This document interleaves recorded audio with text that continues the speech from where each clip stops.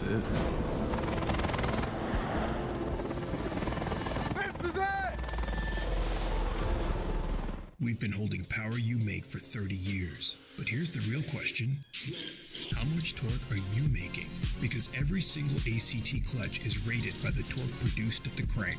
That's all your clutch cares about. Your power, your performance, your success. Unrivaled precision, power, and durability. Visit advancedclutch.com today. 30 years of precision engineering and performance excellence. Because every revolution starts at the crank. Check engine light on? There's an O'Reilly Auto Parts. Turn left, Tyler. Take the guesswork out of your check engine light with O'Reilly Veriscan. It's free and provides a report with solutions based on over 650 million vehicle scans verified by ASE certified master technicians. And if you don't want to do the repair yourself, we can recommend a shop for you. Okay, Tyler, let's go fix your car. Auto Parts. These are my race treads for when the road ends. These are my race treads for shredding the slopes. These are my race treads for setting the hook. Racetreads.com. Tires for every adventure.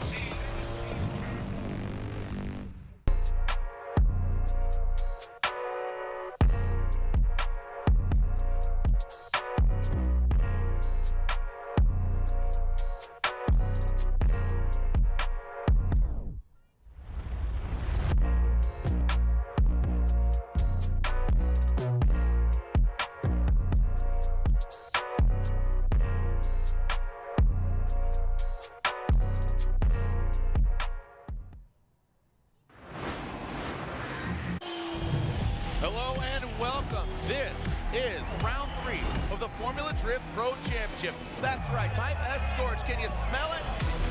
Come on now, make some noise, Orlando! Woo! Oh, and Dan Burkecki might be handing Shanahan the win, getting lost in the smoke. What just happened? Whoa, pizza delivery right there on the door. How could you not love to see cars ripping around a track, smoking out the whole place? Let's send it! He's diving in, he's rubbing his door. Woo! This is some pretty crazy battles, man. Everybody is just running their tires to the limit. We're gonna see an all-Irish finale. The hefty rookie comes out on top. Connor Shanahan is your winner. Thank you so much. We did it. Wow.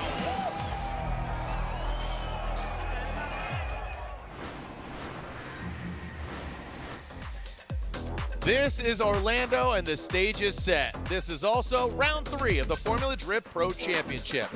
As you can see, we have a packed parking lot, and that equates to a packed OSW, the Orlando Speed World. And this, like I said, is round 3 of 8. We've had 2 previous rounds. We kicked things off in April in the streets of Long Beach. And then round 2, Road Atlanta playing host, where we saw 2 champions win round 1 and another champion win round 2. Frederick Aasbo won in Long Beach, and James the Machine Deane, the first ever 4-time champion, gets the win in the rain in Atlanta. We have 5 more rounds after this, but now is when we begin the parade to the podium here in Orlando. I'm Jared Deane. Joining me in just a little bit will be Jacob Gettens by my side, and down in the pits, our hot pit reporter, Lorette Nickel. First and foremost, we kick off our United States Air Force opening ceremonies and national anthem. As you can see down there, that is the Patrick Space Force Base Honor Guard. And now you can also see the young men and women in front of you have made a commitment to serve in our United States Air Force. If you would please honor their commitment and please stand while Second Lieutenant Kylie Gold administers the oath of enlistment.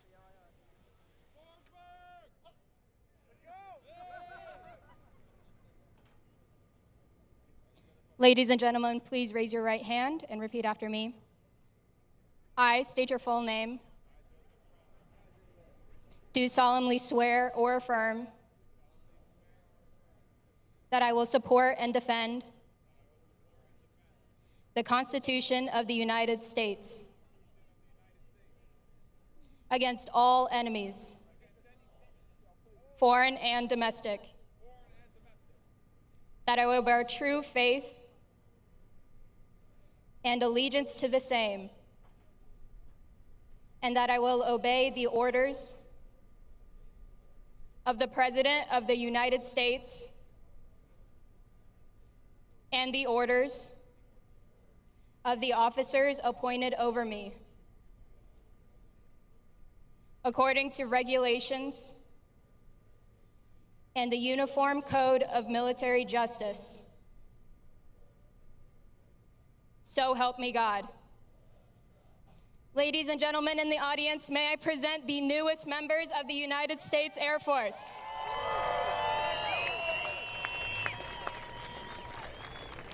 Thank you so much to those young men and women. Thank you to Lieutenant Kylie Gold. And please remain standing. Again, Patrick Space Force Base Honor Guard, and singing the national anthem, DEP member Faith Jones from Tampa, Florida. Please remain standing and remove your hat.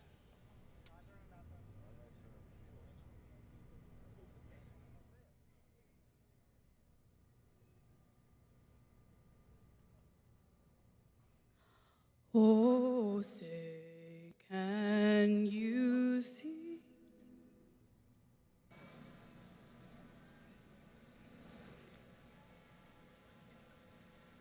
Oh, say, can you see by the dawn's early light what so proudly we hailed at the twilight's last gleaming, whose broad stripes and bright stars through the perilous fight o'er the ramparts we watched were so gallantly streaming, and the rocket's red glare, the bombs bursting in air, gave proof through the night that our flag was still there. Oh, say, does that star spangled banner yet wave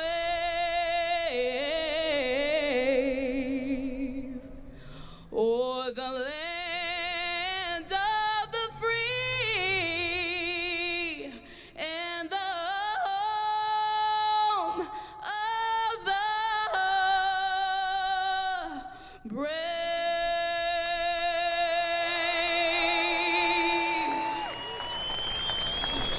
Thank you so much to, again, DEP member Faith Jones from Tampa, Florida, the young men and women, and the Patrick Space Force Base Honor Guard. And thank you to Second Lieutenant Kylie Gold. Are you ready to meet your top 16 drivers? Pound your feet. Orlando, make some noise. The Thunder, the Lightning, the Scorch. This is round 3 of the Formula Drift Pro Championship. We start with the first car parked. Make some noise for your favorite drivers and all the drivers, because they're about to throw down in O-Town. Piloting that Boreal exhaust, Lean Customs, Heat Wave, the 777. Let him hear ya. Behind the wheel, the Corvette, the Beast from the Bay, Matt Field.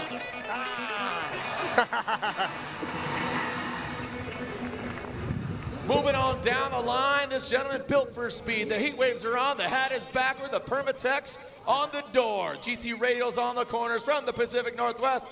Make some noise, Dylan, the Dozer, Hughes.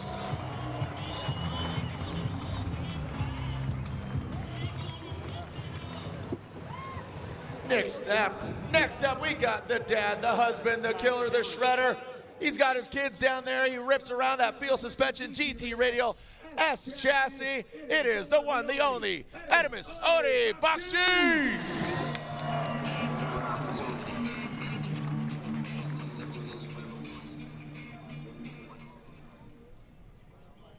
He's got a lot of fans here cheering him on because he is Dominican's finest. This gentleman had his best finish ever in Atlanta. He wants to get on the box here in Orlando. He rips around that Metal Dom Kenda Tires Toyota GR86, Jonathan Castro.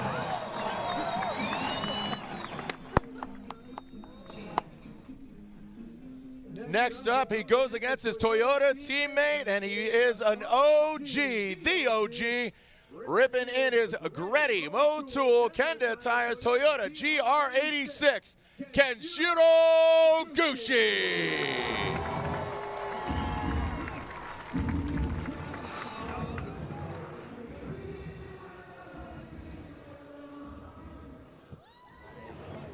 Cool, calm, and collected. The ponytail is back, the glasses are on, the gloves are on. The M-Spec Performance S chassis, Kenda Tires, it is Daniel Stuke.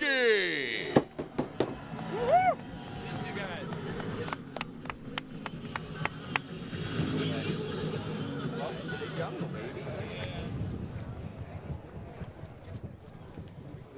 Next up, in the Injuku Racing GR86, this gentleman's in 9th grade. What were you doing in 9th grade? Coming all the way from Japan, Injuku Racing GT Radial, the youngest ever to podium. Make some noise, Hiroya Minowa.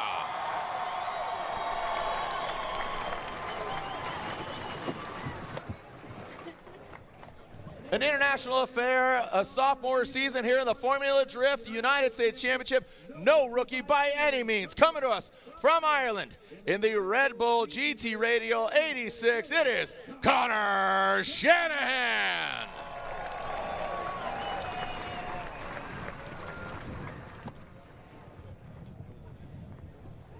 Up next, he is a multiple-time champion, 3-time champion. He's ripping around in his all-new Nismo NOS energy drink, Nissan Z. Mix it on deck, the Neft, the vodka, the NOS energy drink. It is Chris the Force Forsberg.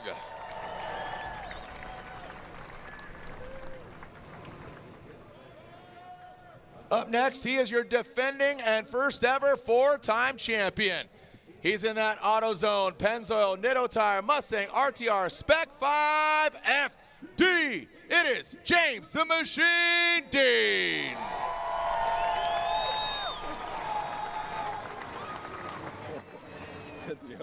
Our next driver comes to us from Norway. He's back behind the wheel of his trusty Mark V Toyota Supra, flying the Norwegian flag. Let him know you're here on Kenda Tires. It is Simon Olsen.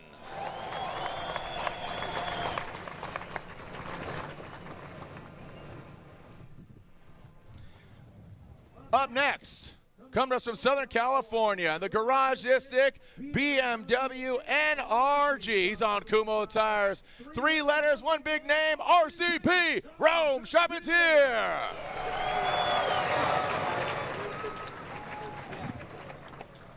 Up next, the Coilover Depot S chassis. He's got that Mantis angle on the corners. He's got the long flowing locks from St. Louis. D-Mads, Derek Madison. Another young buck, he's got the United States Air Force in his corner, cheering him on, the young men and women, depth swear, the honor guard, all of it, and you, the fans, coming to us from Las Vegas in the United States Air Force, Nitto Tire, BMW, high-flying Brandon Sorenson.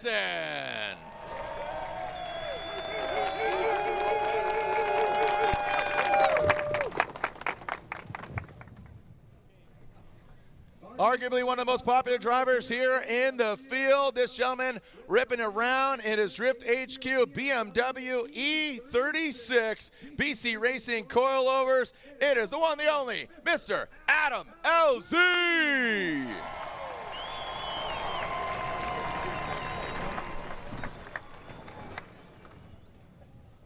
last but definitely not least, he is currently tied for the lead in the Drivers' Championship standings, another 3-time champion. Winner in Long Beach at round 1, he is piloting his Rockstar energy drink, Toyota GR Supra on Kenda tires. It is Frederick, the Norwegian Hammer Aasbo.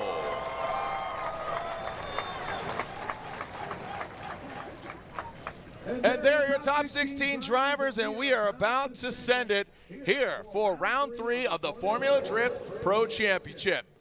Thank you so much to our VIP guests, and again, our VIP access down there on the track will clear you, and we'll get you back up to the start line and to the stands.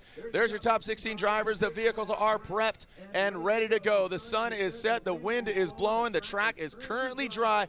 Hopefully it stays that way here at OSW. Again, my name is Jared Dienda, Jacob Gettens, my co-host, and down there, the hot pit reporter, Lorette Nickel. Round 3 is here, and we won't stop until we find out who wins here in Orlando.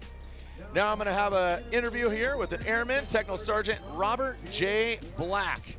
Now, Robert J. Black is here in the building representing the United States Air Force. This is the United States Air Force official opening ceremony. Thank you so much, Technical Sergeant Black. How are we doing, bud? Good, sir. How are you? Good, good. Are you a car guy? I am.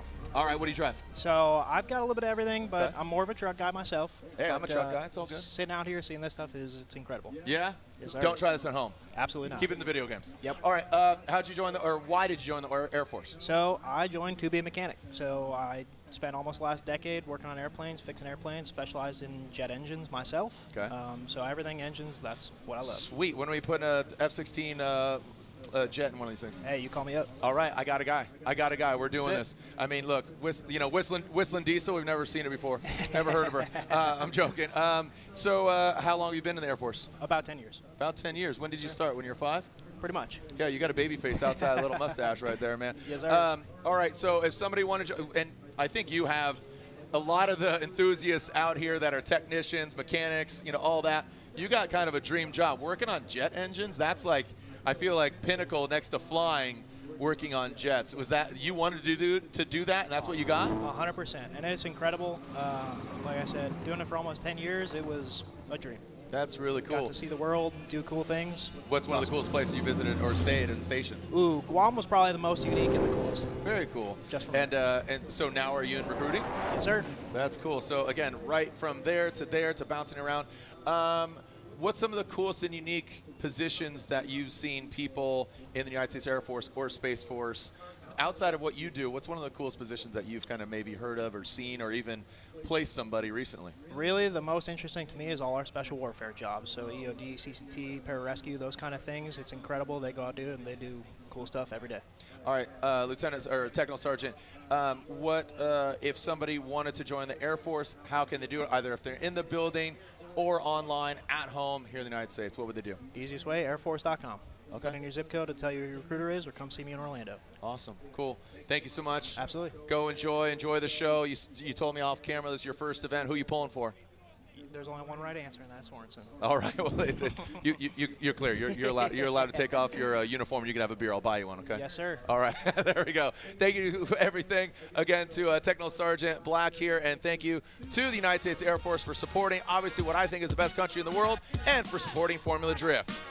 When we come back, we will continue the action here. This is round 3 of the Formula Drift Pro Championship, Orlando Speed World. We call this Scorched, and we'll continue this party here in O-Town. Don't go anywhere.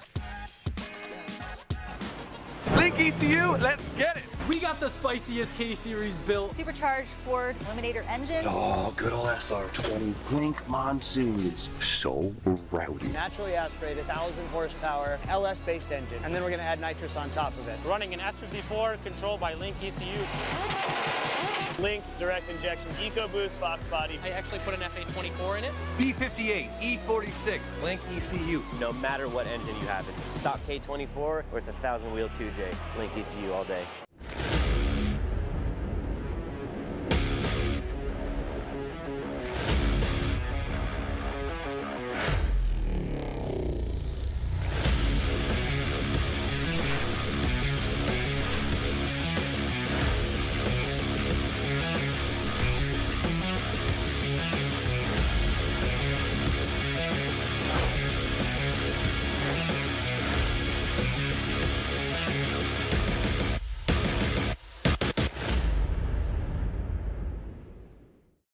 Ready to turn your passion into a career? At the College of Applied Technologies at the University of Northwestern Ohio, we offer exciting programs that put you on the path to success. From high-performance motorsports to hybrid electric vehicles, agricultural equipment to robotics and automation, we've got it all. With 70% hands-on education, small classes, and practical real-world experience, you'll gain the skills needed for a profitable and successful career in the skilled trades. Find out more at unoh.edu. Looking for what comes next? For that moment when everything finally... 1 minute!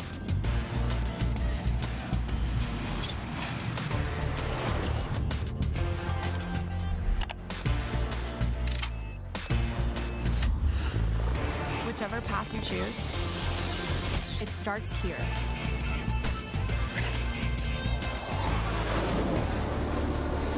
These are my race treads for going the distance.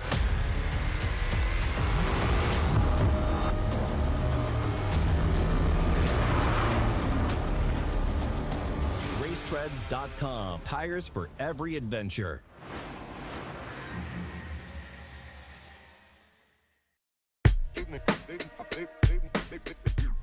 O'Reilly Auto Part Random Part Challenge Orlando Edition. I got my dad, Chris Hughes, here. Dad, what the heck is that? I would think like an EGR valve or something like that. I have no idea what it is. I don't know if that helps or not, but we're in this together, Pops. Any help here? Okay. Idle air control valve for what? All right. Yeah, I know. That's a first. He usually nails it every time. Shoot. Okay, O'Reilly Auto Part Random Part Challenge, Chris Forsberg Edition. What that is? I'm gonna go with, but there's no set screw. There's no like adjustment to it. I'm gonna go with a like a idle air control valve. Oh, Forsberg ICV, brother. Just nailed it. Wow. Very impressive. Oh yeah. Come on. What kind of plug is this? Yeah, look at it. Oh, that's an American plug for sure. Right? Let's go Chevy Cobalt.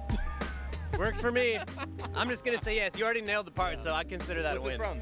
Dodge Ram. Was American. It was American. Halfway there. Halfway there. Look at that big ugly plug. That's how you know. America. Next victim, Justin Pollock for the O'Reilly Auto Part Random Part Challenge. Brother, what is that? Some type of valve that plugs something. Most definitely. Hold on a second. Look the part number up real quick. This is for a 1989 Toyota Corolla. It is the sphincter diverter valve. Yes, Justin wins. All right. Okay, next victim, Hiro Minowa. Brother, hey, what is that? This is kind of like some part of engine. Yes. Specifically? This is so difficult. I know. I didn't get it. So if it makes it feel any better, I didn't get it. You know what? Some part of an engine, that is technically right. Wrong.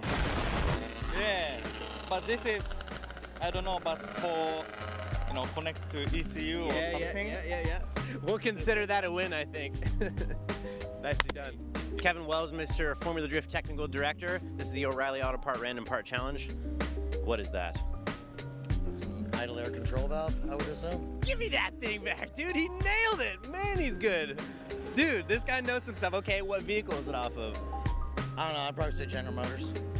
Dude, that'd be my guess. Probably, LS-ish variety. Yeah. So, 1994 Dodge pickup truck. Oh, so okay. American, you were close. Right. You were close. Similar T-bolt. Dude, but without a doubt, he didn't even hardly look at it, and he nailed it. I'm impressed. Thank you. Have fun. See you later.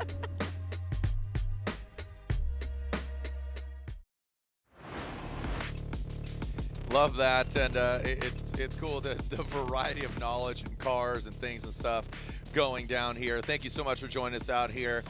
And the sun is setting. Beautiful day we've had so far. It's a little hot, little breezy, pretty pleasant to be quite honest. We had that 2.5 hour break, a good opportunity to cruise around.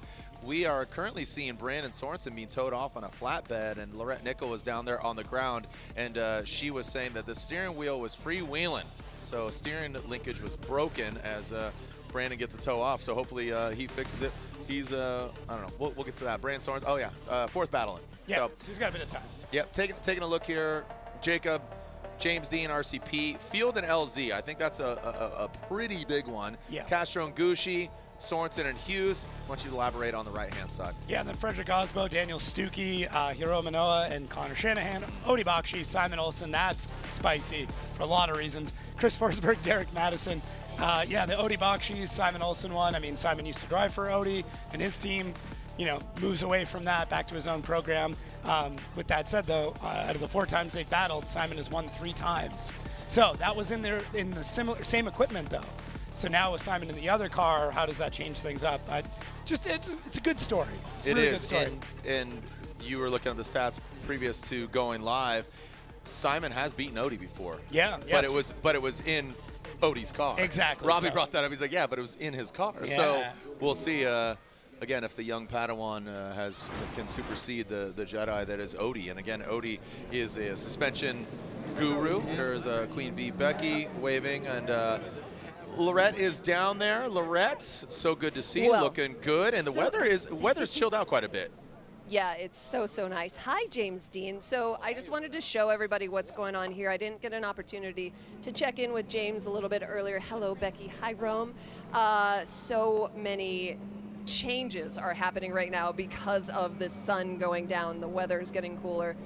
What is this going to start doing to, 1, your visibility, and 2, the grip of the tires? I think right now we're just after getting lucky. Myself and Rome were just talking about it, that let's hope they wait a few minutes. The sun might go down behind the banners so we can actually see the first corner. Because if the sun was just up there, it's in your eye line going up the straight, so you don't have your reference point. So I feel like visibility is going to be okay. Obviously, we always have the same issue in the chase position going through the center of the track, so timing your transition through the smoke. That's probably the most challenging thing for everyone tonight, but still, it can go wrong anywhere. You can't make any mistakes. It's really challenging, demanding track, even though it's 2 corners. So I'm excited for it. It's great driving at Rome. Is a straight-up driver, and he's ready for it. And yeah, we'll have a good battle, I'm sure. Yeah, absolutely. And Rome, to James's point, when you are heading straight into that sun, are you relying on muscle memory at that point? Yeah, because literally, like you said, you can't see anything, and the sun pops it up just over the banners, so the bank is dark.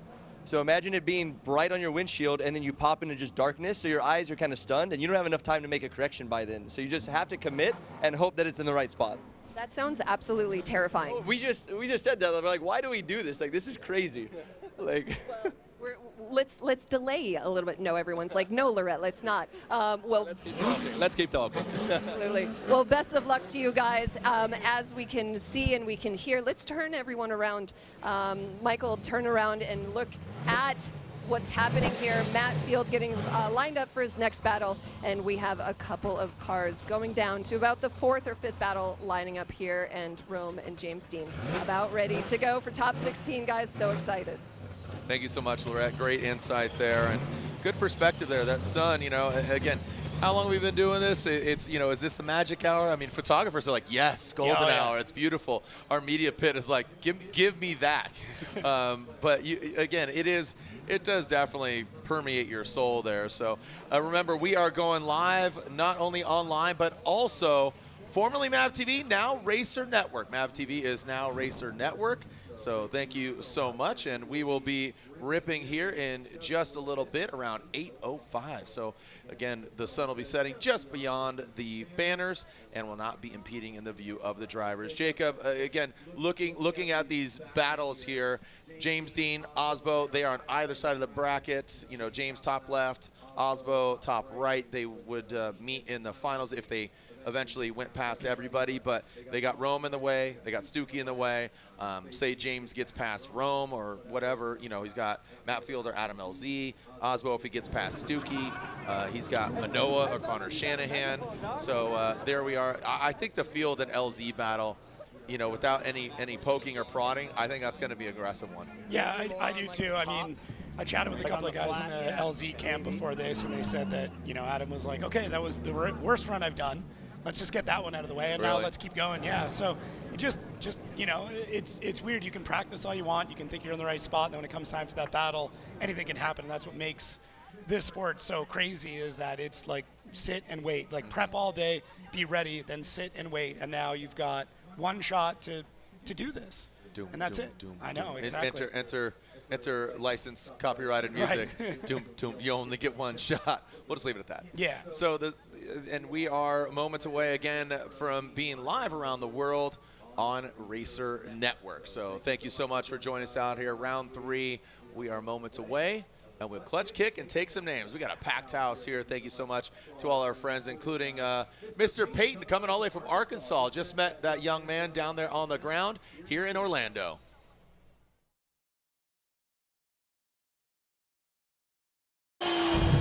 Hello and welcome. This is round 3 of the Formula Drift Pro Championship. That's right, Type S Scorch. Can you smell it? Come on now, make some noise, Orlando! Woo! Oh, and Dan Burkecki might be handing Shanahan the win, getting lost in the smoke. What just happened? Whoa, pizza delivery right there on the door. How could you not love to see cars ripping around a track, smoking out the whole place? Let's send it! He's diving in, he's rubbing his door. Woo! This is some pretty crazy battles, man. Everybody is just running their tires to the limit. We're gonna see an all-Irish finale. The hefty rookie comes out on top. Connor Shanahan is your winner. Thank you so much. We did it. Wow.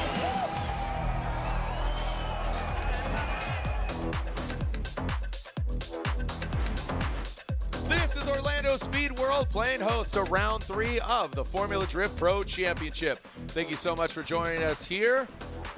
And we are going to find out who wins here at round 3 of 8. It's been a beautiful day here in Orlando. When you come to Florida, you can expect gators, humidity, a little bit of magical place on earth. Well, now you found it, because we have whittled it down from 32, or 33 technically yesterday, down to 32 today, 16 now. We find out who will come out on top.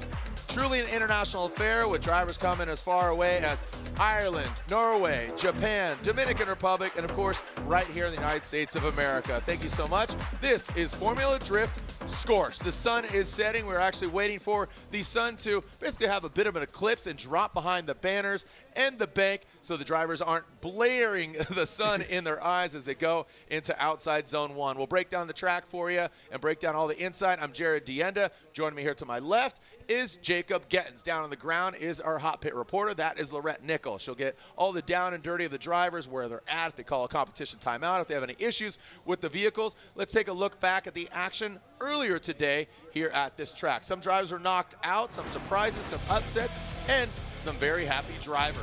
This is James Machine Deane. He won most recently in Atlanta. He's kind of the one to beat. Admittedly, talking to him during the halftime, said he's a little under the weather, man. Adam LZ, arguably one of the best, one of the most famous drivers here in the grid. Yeah, LZ, I mean, just getting through it, and as we move on to Jonathan Castro, just pushing on. I mean, he's done well here at this track. He's ready for that star breakout moment, and hopefully this is it. Frederick Aasbo in the chase for that championship, tied right now with James Deane. This is it. This is do or die for both of them. They've got to win this. Next up is going to be the big star, the young star, Hiro Minowa. I mean, the tandem, the chase, everything has been absolutely wild out of Minowa. He's not slowing down. He's just getting better with every single day he gets older. What's crazy is his driving has gotten better, just like his English. We're like, wow, his English has gotten so better, and his driving has just progressed. But he's the youngest ever to podium. Bakchis, what an absolute weapon. He's going against a driver that was driving one of his cars last year, Simon Olsen. Simon Olsen from Norway. Can he take all that knowledge and apply that to his Mark V Supra? Ben Hobson, unfortunately, knocked himself out. He went on a crazy initiation. He changed the new steering wheel to MPI. The suede wheel grabbed, and unfortunately, it snapped back. And a big upset there. Ryan Turk went to go into gear, and it fell out right there. Just did not go into gear. Yeah. Didn't talk to him, didn't have the heart to. I talked to Chris Forsberg. He says, dude, it happens to us all. Unfortunately for Ryan Turk, a big star of Formula Drift. A lot of eyeballs on him, a lot of expectations for that Rain-X Rockstar Toyota GR Corolla on Kenda tires. A lot of, again, a lot of anticipation for him. We'll see him at E-Town. And this is where it has whittled down to. James Deane versus RCP, Field and LZ, Castro versus Gushi, Sorenson and Hughes, Aasbo versus Stuke, Hiro Minowa versus Shanahan. And we just talked about that, Bakchis and Olsen. And finally, three-time champion, Chris Forsberg versus Derek Madison. First battle on deck here, we are talking about That is RCP. All right, so it looks like Carl Taylor and his son Taylor cheering him on, watching. And we are waiting to find out who is coming out on top. Is it James the Machine Deane in an AutoZone Mustang RTR Spec 5FD or RCP in his Garagistic BMW? All signs are saying James Deane. He's got to beat. Yeah, talking to Rome, you know, we know how talented of a driver is. Debuting this chassis, he's helping out a lot of people. Does that compromise his own program? I mean, a little bit. You're trying to attend to multiple cars, but that being said, you learn more. He's got Jack Shanahan that he's with right now. He had Connor Shanahan before. You can learn a lot from those drivers. You can learn a lot about Irish driving style. How does that help you out? Well, when you go up against James Deane. Good point. Great point here. 80% winning percentage. Wow. Nuts. Wow. Nuts. Again, the first ever 4-time champion. You are in the presence of greatness right here. James the Machine Deane initiates into the bank. There he goes, initiating that first outside zone. The sun is set, drop behind the bank. Boom, sun, never heard of her. Here we go. James the Machine Deane in that first outside zone. Drops down into that first inside clip into the power alley. Good transition. Snappy right to angle by James the Machine Deane. RCP slides in that chase. James Deane out there, no problem for him. Set it, forget it, puts it right in the crease. If that was an envelope, he licked the stamp and sent it, baby.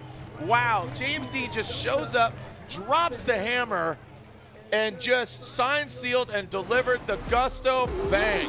Yeah, absolutely nuts from James Deane, but also Rome. I mean, he gets in there, gets into the pocket, absolutely locks in this whole time. Look at how stable he is in the chase. And then right here, Rome holding, snaps back over, dives right in, and gets in on James Deane. Rome did exactly what he needs to do in order to take on James Deane. You've got to, where he's going to transition. He's super predictable. He's a great guy to chase because of how good he is. And Rome took all the notes, learned from it, and went in. That James does a little bit of a left foot brake. Rome does a little bit of a left foot brake. Great job from both drivers. You expect perfection out of James Deane, but Rome showing up here, I mean, showing why he is as great of a driver as he is, and man, such a solid run from both drivers right off the bat. Yeah, and we're, I talking to Rome, he says his car is twitchy, and I will tell you that previously in the 32, his car looked twitchier. I don't know what he did, but the car didn't look as twitchy. It looked very settled. Yeah. Maybe that's the confidence. Maybe that's just the endorphins going through your body and the adrenaline. I have to attribute it to that, but now he's got the clean air. But you got James Deane in your rearview mirror. Look at that, Rome initiates tight. And look at James, not backing down. He looked like he delayed it a little bit, but now coming down to this first inside clip, a little tap of the brakes there from RCP. But here comes James the Machine Deane as RCP gonna take down James Deane. Look at Rome Charpentier diving in, well done by RCP up front. James a little delayed on that initiation. Did RCP just take down James? Let's take a look at that initiation because again, you saw James, separation there, little disruption, didn't seem as smooth, a little more violent. Yeah, you said that James Deane's got an 80% win rate. That means he has a 20% loss rate, and there is still a chance here. Rome does a great job, as you said. James is a little bit delayed on that, gets a little bit funky here through the inside clip. Second inside clip, he's taking an even tighter line, but it's crazy to say this, that Mustang is not keeping up with the BMW of RCP. He's on the throttle, he's cranking this out, he's still got the angle, and you can see even James afterwards, like, everything he had, barely able to keep the car in the correct spot coming across the line.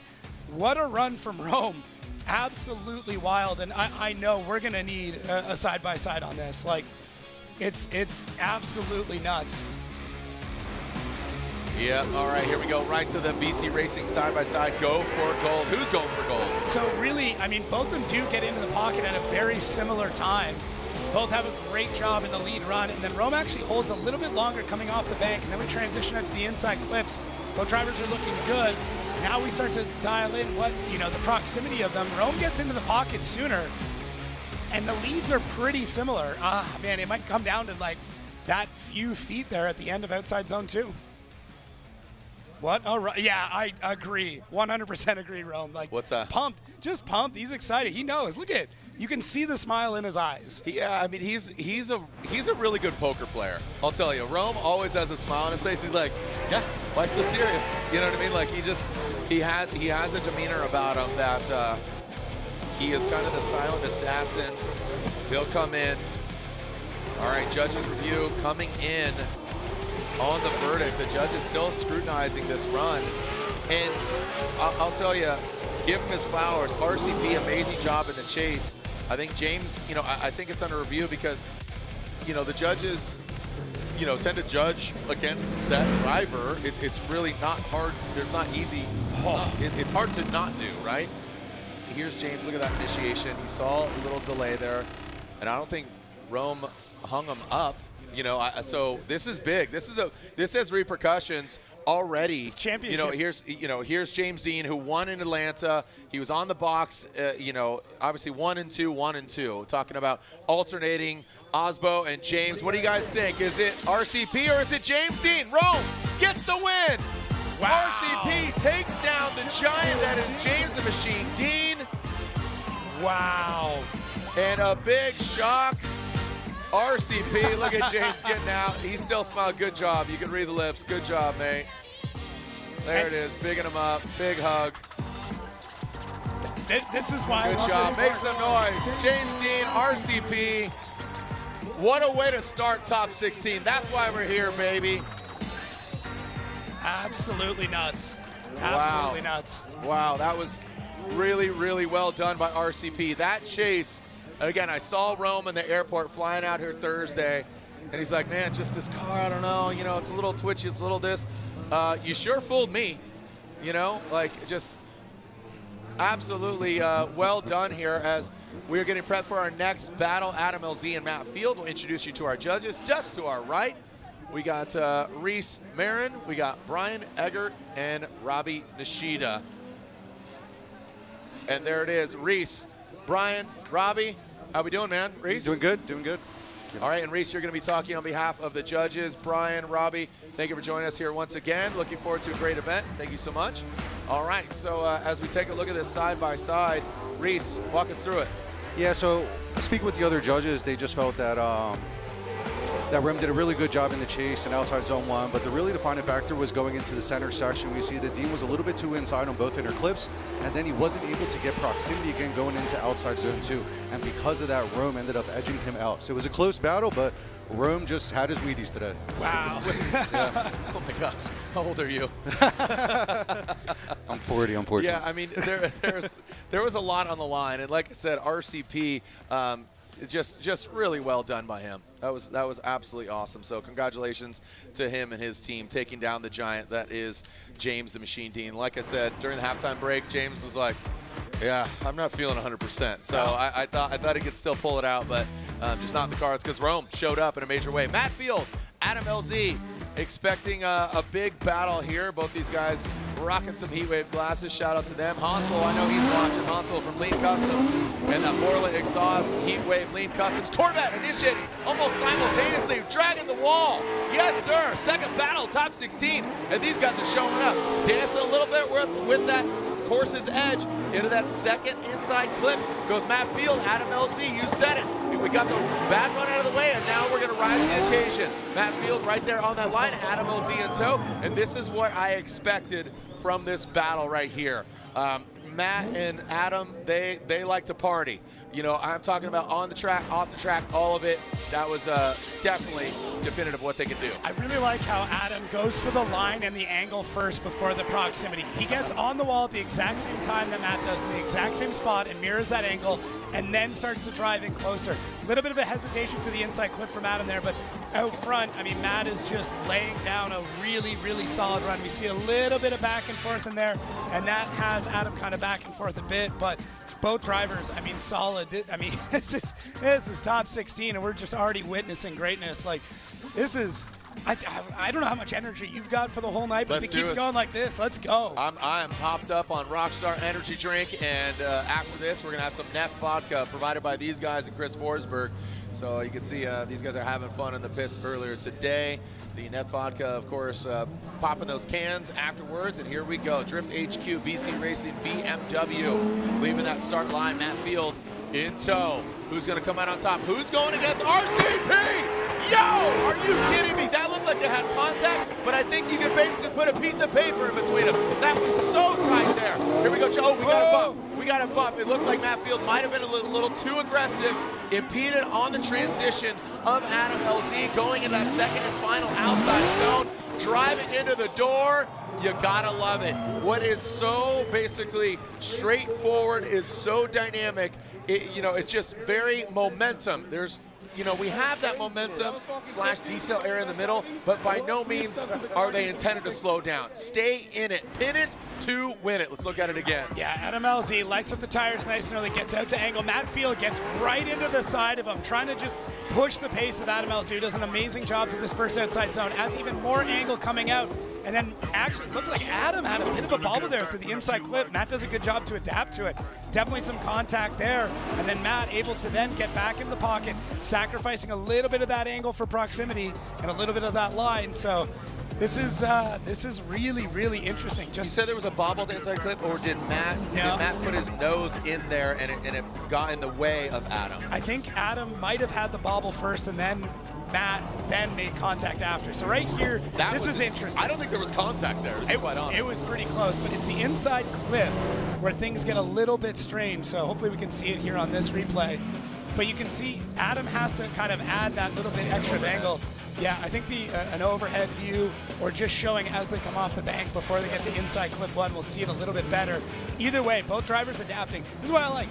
Get some contact, rubbing is racing, really getting into it. Both drivers complete the run though. Nobody's shutting it down, just going at it, bumping and grinding, finish the run, leave it to the judges at that point. Just keep going. I don't see nothing wrong. I see nothing wrong with it. Great run, great run. And we're only the second battle in. Orlando, what do you say? Make some noise. Such a good time. Thank you. Parker Jett is in the building. You gotta love it. Thank you so much for joining us out here, either in the building or online. Tell your friends to tune in and watch from around the globe. Let's see this overhead view again. Like I said, I don't think there was any contact on that outside zone one, but the big one here, watch this overhead, this transition. Watch Adam's line. Here, D-Cells has that change there. I think that's what threw Matt off, to be honest with you. But I think he was there because at the end of the day, Adam has the right of way. Yeah. Adam has the right of way. Was he too edged? Was he hung out there too much? Was he hanging it like laundry? Or was he where he should be? So again, right here on the right of your screen, you got Reese Marin. Right there in the middle with the Formula Drift hat, that is Brian Egger. And there at the end, that is Robin Ishida. These guys are scrutinizing the runs. We're up here in the glass box of emotion, where again, the unenviable job of judges, the most difficult job in the Formula Drift ecosystem are these three gentlemen. Vernon will rejoin us at E-Town, aka New Jersey, Englishtown Raceway Park for round 4. Robbie will step out. He might come join us in the party, but that is the glass box of emotion. You can see them there again. Here we are. So again, right here, Reese, Brian Egger, excuse me, and Robbie, wave to the camera if you can. Robbie, there you go. Thank you so much. And scores are in. So again, the most unenviable, difficult job. Slide him left for Field, right for Adam LZ, and Matt Field gets 1, a 2, and a 3. Matt Field gets the win over Adam LZ. Are we gonna, not gonna make a huge deal about it, but elaborate, Will, because again, there's a lot of LZ fans out there. Yeah, absolutely. So just Adam doing a really great job. He comes off the bank, but unfortunately, I think maybe he has a little bit of a miscalculation. Starts to lose a little bit of angle after he comes off the bank, and then just kind of impedes in Matt Field's line, and then Matt Field goes track right. So he hung it out there too long. Well, he lost angle, and then it kind of came back in and impeded on him. Yeah. There you go. There you go, Jacob. Again, perfect storm. Here we go. Yeah. Speaking of storm, stay away. Don't go anywhere. We'll come right back. Don't go anywhere. The action continues here at Orlando Speed World. Formula Drift Scorch. Jared Deane, Jacob Gens, the Red Nickel, and all of our drivers here at OSW when we send it once again.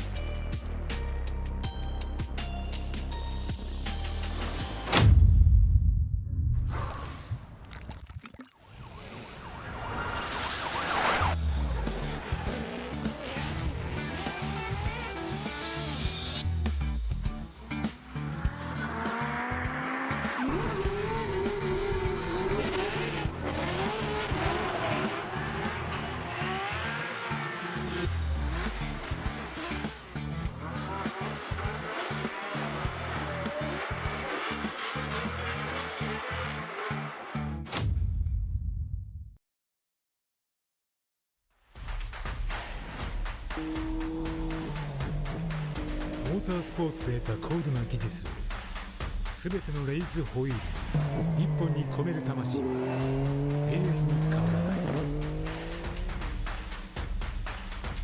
ビヨンド・ザ・レボリューシ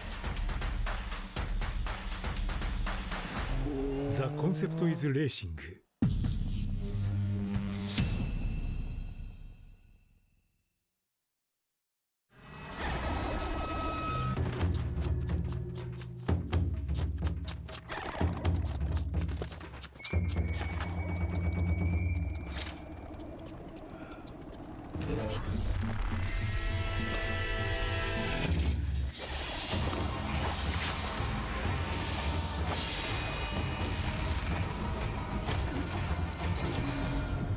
Made in Japan.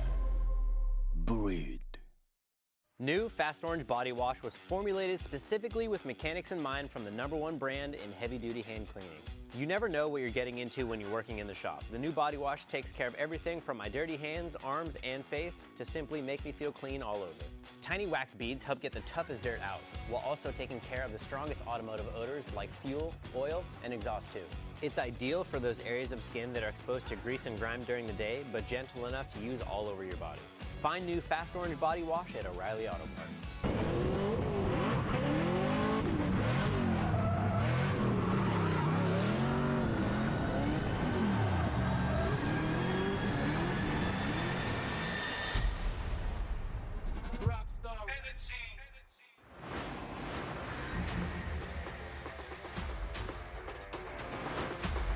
Welcome back. We are a few battles into our top 16 here at round 3 of the Formula Zero Pro Championship, Orlando Speed World. I'm Jared Deane, and we throw it down to our pit reporter, Lorette Nickel, which we had a first battle, which was insane. James Deane and RCP, Rome Charpentier in his BMW takes down the 4-time and defending champion in the first battle of 16. Throw it down to Lorette Nickel, who is with the most recent victor. Jared, thank you very much. And it's me and this smile right here because Rome Charpentier just defeated a giant. Rome, in this moment, standing next with James Deane. You knew you had to bring your best going against the best. So did you put 100% or was it even a little bit more? It was probably 110%. I mean, we gave it everything. The guys gave me all the power, everything we could on the car, and we just went as much as we possibly can. And it was impressive because James is such a good driver that I knew like he wasn't going to make a mistake. I had to flat out try and figure out how to beat him. And I mean, he's been an idol of mine for so long, like growing up watching him. He's been a legend all over the world. So it's just an honor even driving with the guy. Like, it's so crazy. So thank you so much. I mean, dude, he's always a phenomenal driver. And he's always straight up. That's the best part. I know I can throw it right on the door and just wish for the best. Yeah, absolutely. And so you guys were also talking about the sun setting and potentially being blind. Were you blind going into the corner? Yes, so when you flick down, like the start of the flick, the sun's in your eyes. So you kind of get flashed for a second. Then when you come back up, then you can kind of see where you're going. But the first part of the run-up is still in the sun. So me and James were both like, we good? All right, let's send it. We're trying to get creative to figure out how to kill some time, maybe get the sun a little bit below, but that's what we had. So it's crazy. Even the conditions out there, all of it, it's an honor to drive with James. It's so crazy. Incredible for Rome Charpentier. We'll see him moving forward. Grade 8. And Lorette, let it be known, RCP coming in ranked 19th. James Deane currently sitting #1 after 2 rounds of competition. Here we go, Dominican's finest. He's got a lot of fans cheering him on. That is Jonathan Castro going against Kenshiro Gushi in an all-Toyota battle, all on Kenda tires. Here we go. Jonathan Castro out front, both these guys in Toyota GR86s. Toyota flying the flag. Look at Jonathan Castro. Great settled angle there in that first outside zone. What a season Castro's been having. Ticks the boxes, a 1, a 2, well done here. Count Chocula going into that last outside zone, and look at Gushi. He drops into formation. A straightforward track like this is really going to basically emulsify, or it's going to just really showcase how good or bad your driving is. Yeah, there's nowhere to hide. There's nowhere to make a correction. There's nothing that you can do to get away with some sort of mistake, as we see these two drivers here. I mean, similar horsepower, same chassis, engine packages a little bit different. Even their overall match win rate pretty close. Right now, Gushi sitting with 2 wins over Castro in head-to-head battles. We check out this replay. You can see the fans going nuts here. But yeah, I mean, Castro does a really good job. Doesn't get quite out all the way to outside zone 1. Inside clip 1 looks great. Inside clip 2 comes through that perfectly. And Ken Gushi now getting into the pocket as he gets into the second outside zone, and Castro really throwing the smoke down. And there's Gushi the whole time. So when you got two drivers like this, everything, you know, becoming almost equal, it's going to be a great battle. Yeah, like I said, this straightforward track, it looks very unassuming, looks pretty straightforward, but you know, it's bookended. We got 2 outside zones, 2 inside clips, but I think it really shows and highlights how great you can be, or just those little minimal mistakes. Here we go. Now Ken Gushi out front. Castro drops into formation. Looks like he has to take a little bit out of it. Gushi, we thought he was going to be a little bit higher. He works his way up top, up that bank. Jonathan Castro now coming down into that inside clip. In that smoke trail, he dives in, both of them taking out that second inside clip. Here goes Kenshiro Gushi, exceeds it just a little bit, but then finds his sweet spot there in the crease and brings it across the finish line. Both of them well done, but like I said, Gushi on initiation started out a little bit low, worked his way up top. I think that really threw off Castro, but they both found it higher on the bank, dropped down. That smoke is really going to magnify, and again, it gets thicker with the lights on it. Yeah, it does. It gets harder and harder to chase in these conditions, but you nailed it right there. I mean, Gushi took a minute to get up to the bank. Castro then follows him up there. Does a really good job of mirroring. Tries to make a little bit of a move there. You can see it. And then Gushi, big swing there. The way he transitions out, I mean, he uses every bit of track that he can. Really loads the car up, gets everything swung around, and then it does take Castro a second, right, to get into the pocket by the end of the run. But very, very similar from both drivers. I mean, very similar leads, very similar chases. You know, similar cars, similar engine. It's and honestly, 2 similar people. They're both very chill, but like they've got the experience. Great guys. So chill, international, but very well spoken, good spokespeople, all of it. Yep. Yeah. Right. So Castro on the lead in the left, Gushi in the lead on the right. But man, you can now really tell how similar these runs are.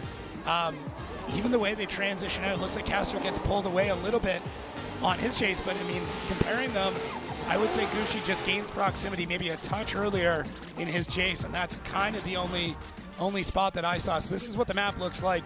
Got our 3-2-1 initiations at the beginning, and that's our big outside zone to the left. You see OZ1. Then coming through inside clip, they got to put 1 tire through that. And that red section, that is the momentum change. That is where they're allowed to kind of slow the car, check the car up just a bit. It allows every driver to know that it could happen in that area. Then we get to inside clip 2, and then into that second outside zone on the lower part of the bank where the bank meets the flat. You kind of want to go right in that section. And that momentum zone is there for reference. Not to say that, basically, you know, previous season we've called it decel zone, but don't want to scare anybody, because ideally you have momentum all the way through, one more time and a one more time. And look at that, Castro. So there it is. Looks like Reese went the one more time previously. So Robbie and Brian are just on the same wavelength. Reese, yeah, and the fans are loving it. Those are, they cheer the loudest for Jonathan Castro. One more time is basically, and again, it's majority rules. We have 3 judges. As I said earlier, Robbie, Brian, and Reese, and then Robbie's Japan, USA is Brian Egger, and finally Colombia. Even though he lives in Philly, he's Colombian descent. That is Reese Marin. So again, majority rules. So we had 2 one more times. They're go at it again, and basically it's an opportunity for them to really drive and give that X factor or force a mistake, because basically that's what you want to do. Here we go, Dylan the Dozer Hughes and Brandon Sorenson. Dylan Hughes and Brandon in their respective BMWs. Brandon Sorenson will lead that United States Air Force BMW. Dylan the Dozer Hughes and that Permitex BMW. Here we go, Sorenson will lead. Dylan Hughes giving chase. Sorenson initiates into that bank. You see Dylan Hughes start out a little bit lower. He straightens out. He compromises some angle to get that proximity. Now coming into that power alley. Now transitioning into that second inside clip. So again, you got LS versus 2J. Oh, and Brandon Sorenson really goes outside of the course, but look at Dylan. Just really, you saw like laser focus. I even saw in the cockpit those yellow gloves standing out. You almost saw the whites of his eyes. That's how intense it was. Yeah, Brandon Sorenson out front looks really good. Just Dylan did not time the initiation correctly. Gets a little bit behind, but doesn't panic, doesn't do anything crazy. Just gets back into the zone, and as Jared said, kind of doubles down, buckles up, and goes along for this ride. And this is where we see Dylan really starting to reel in Brandon Sorensen. Looks like he's got one wheel just on the edge, maybe outside of the second outside zone. So Brandon does a really good job at run up, and I mean, we saw he had to get pulled off of the track during an intermission just due to the steering column, I believe, being disconnected. So they had to do a lot of repairs on that car. Coming out of their previous battle, a lot of damage done there, and I mean, they had to get frame tools out. That was him and Daigo. Yeah, they had to get frame tools out, they had jacks out, so a lot of work. All right, alternating the order here. Dylan Hughes out front gets a clean air. Brandon Sorensen, like you said, things are disconnected. Things are, again, oh, wow, look at this.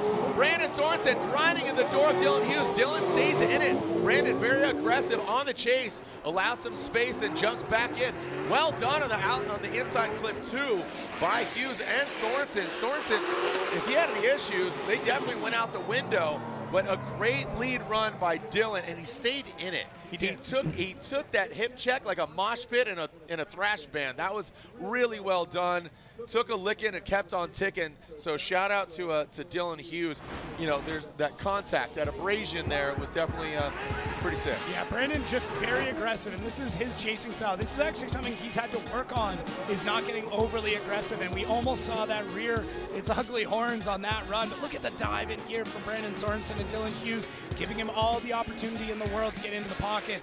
Dylan does a great job, like very stable angle, a little bit of wavering back and forth on lines. You see him kind of come back and forth into that box, but great run from both of those drivers. And I mean, I think we're going to be looking at a side-by-side here just to make sure not a definitive win. Yeah, why not? Why not? I think it is well-deserved. Totally down to see that again. Yeah. I'm down with the sickness. Yeah. So let's see. I had to do it. Dylan Hughes out front on the right and Brandon Sorensen out front on the left. You notice the proximity immediately, right? You notice that Dylan does not have the proximity in his chase. Now, when we start to get through the other zones, it was pretty equal through that power alley to the inside clips. Now the proximity is much closer. Now, that's just looking at the chase. You do have to take into account the lead. Both drivers need to provide really good leads in order for a chase to happen. So you look at that and immediately go, well, Brandon had better proximity. That also kind of indicates that Dylan had a really good lead run. Yes, so, there it is. I love that because that was precedence, and that was set at Long Beach. Says give that good lead run, and that is a platform for a good chase run. If you don't have a good lead run, then you can't have a good chase run. That's going to just impede on the flow, the line, all of those elements that we're looking for. It's really hard to do that if you have, let's just call it what is a crappy lead run. You know, that's really going to impede on that chase driver. This is one of the only sports where you have to work with your opponent to beat them. So it's really tough. All right, Brandon Sorensen or Dylan Hughes looks like he gets, oh, look at this. One vote for Brandon, and Brandon Sorensen 2-1. 2-1. So Sorensen, and you can tell the angry frustration there. It looks like Dylan Hughes pulls off. So Sorensen 2-1. So, and here it is. Opportunity knocks for Aasbo to jump in front of James Deane. Dictating that, Daniel Stuke.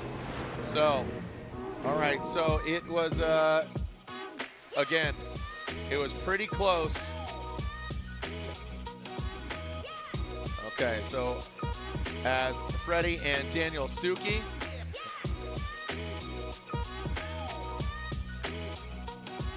All right, so Aasbo and Stuke and Freddie will lead. That Rockstar Energy Drink Toyota GR Supra will lead Daniel Stuke. Like I said, Freddie and James leading the points coming into this round. Now with James out, Frederick could get a jump on James Deane.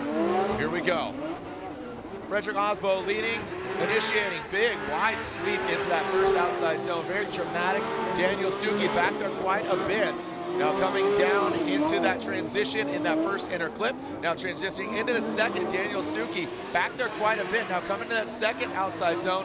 Stuke outside of the second zone, not able to catch up. There is a car distance between Frederick Aasbo and Daniel Stuke. Aasbo made it look really easy there. Daniel Stuke back quite a bit, not with the proximity we are looking for.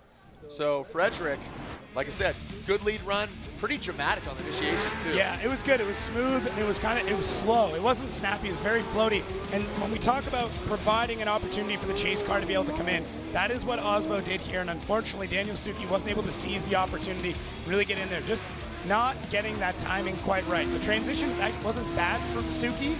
It just wasn't at the correct time to be able to get into the pocket. Stuke still, in my opinion, is kind of driving this car hesitantly, like he doesn't want to break it.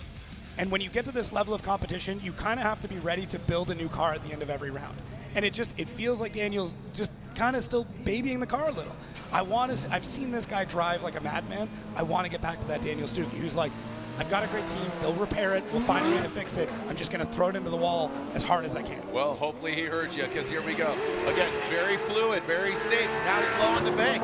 As you said, don't know what the condition of the car is, but I mean, this is, you always talk about the lightest car, you know, all the built, the this, the that. And right now he's put down a decent line. Frederick Aasbo, I think, has given himself a little bit of room here and then drops into formation, showing a little bit of dominance here towards the end, establishing dominance with that big Toyota GR Supra, and we know what the car is capable of. This is a big opportunity for Frederick Aasbo. Again, I don't think Stuke did enough, and Frederick shows you why he is a 3-time champion. Yeah, Stuke right here has to use this opportunity to just huck it as hard as he possibly can, and it takes him about half the run to get into that first outside zone. Aasbo is playing this really smart. He sees how far down on the bank Stuke is and goes, okay, I'm still going to just gain proximity, but I'm going to do it slowly. I'm going to slowly reel him in. As soon as Stuke locks into the second outside zone, which is great. This is actually a really good part of the run, which just shows me Stuke can do it. He can drive that well. He can place the car. He just isn't doing it in the spots that he needs to, which at this track is every single zone. You can't play any of this track safe. No. You can't. It's straightforward, and some might think it's easy, but you really got it. That's why I said it's going to highlight how great you can be, or it's going to highlight just those simple little mistakes here. So let's take a look and slide him left for Frederick Aasbo gets the win, taking out Daniel Stuke. Freddie gets the win and advances on, and look at that. Here we go. We have a new points leader in the FD Championship as James Deane was knocked out, and Aasbo gets the win. So again, quickly expediting, going through. Remember, we have the Castro Gushi one more time, but we are officially halfway through our top 16 battles. So again, RCP versus Matt Field. We'll revisit Castro and Gushi, the one more time battle. Sorenson advances on, Frederick Aasbo, and guess what? We still got Hero, Connor, Bakchis, Olsen, Forsberg, and Madison. Don't go anywhere.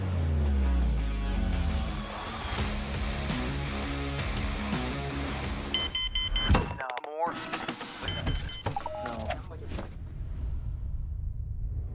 Is this it?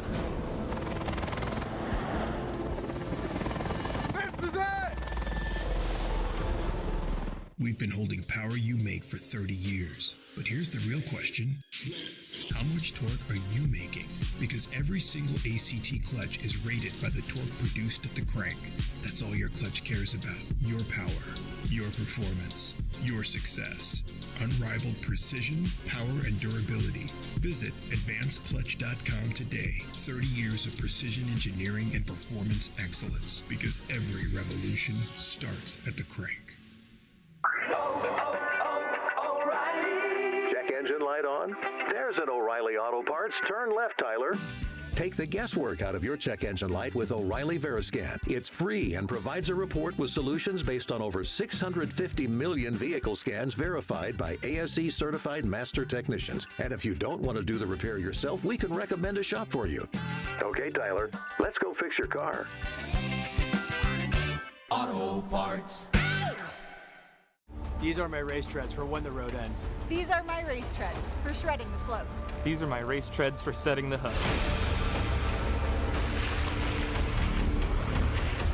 Racetreads.com. Tires for every adventure.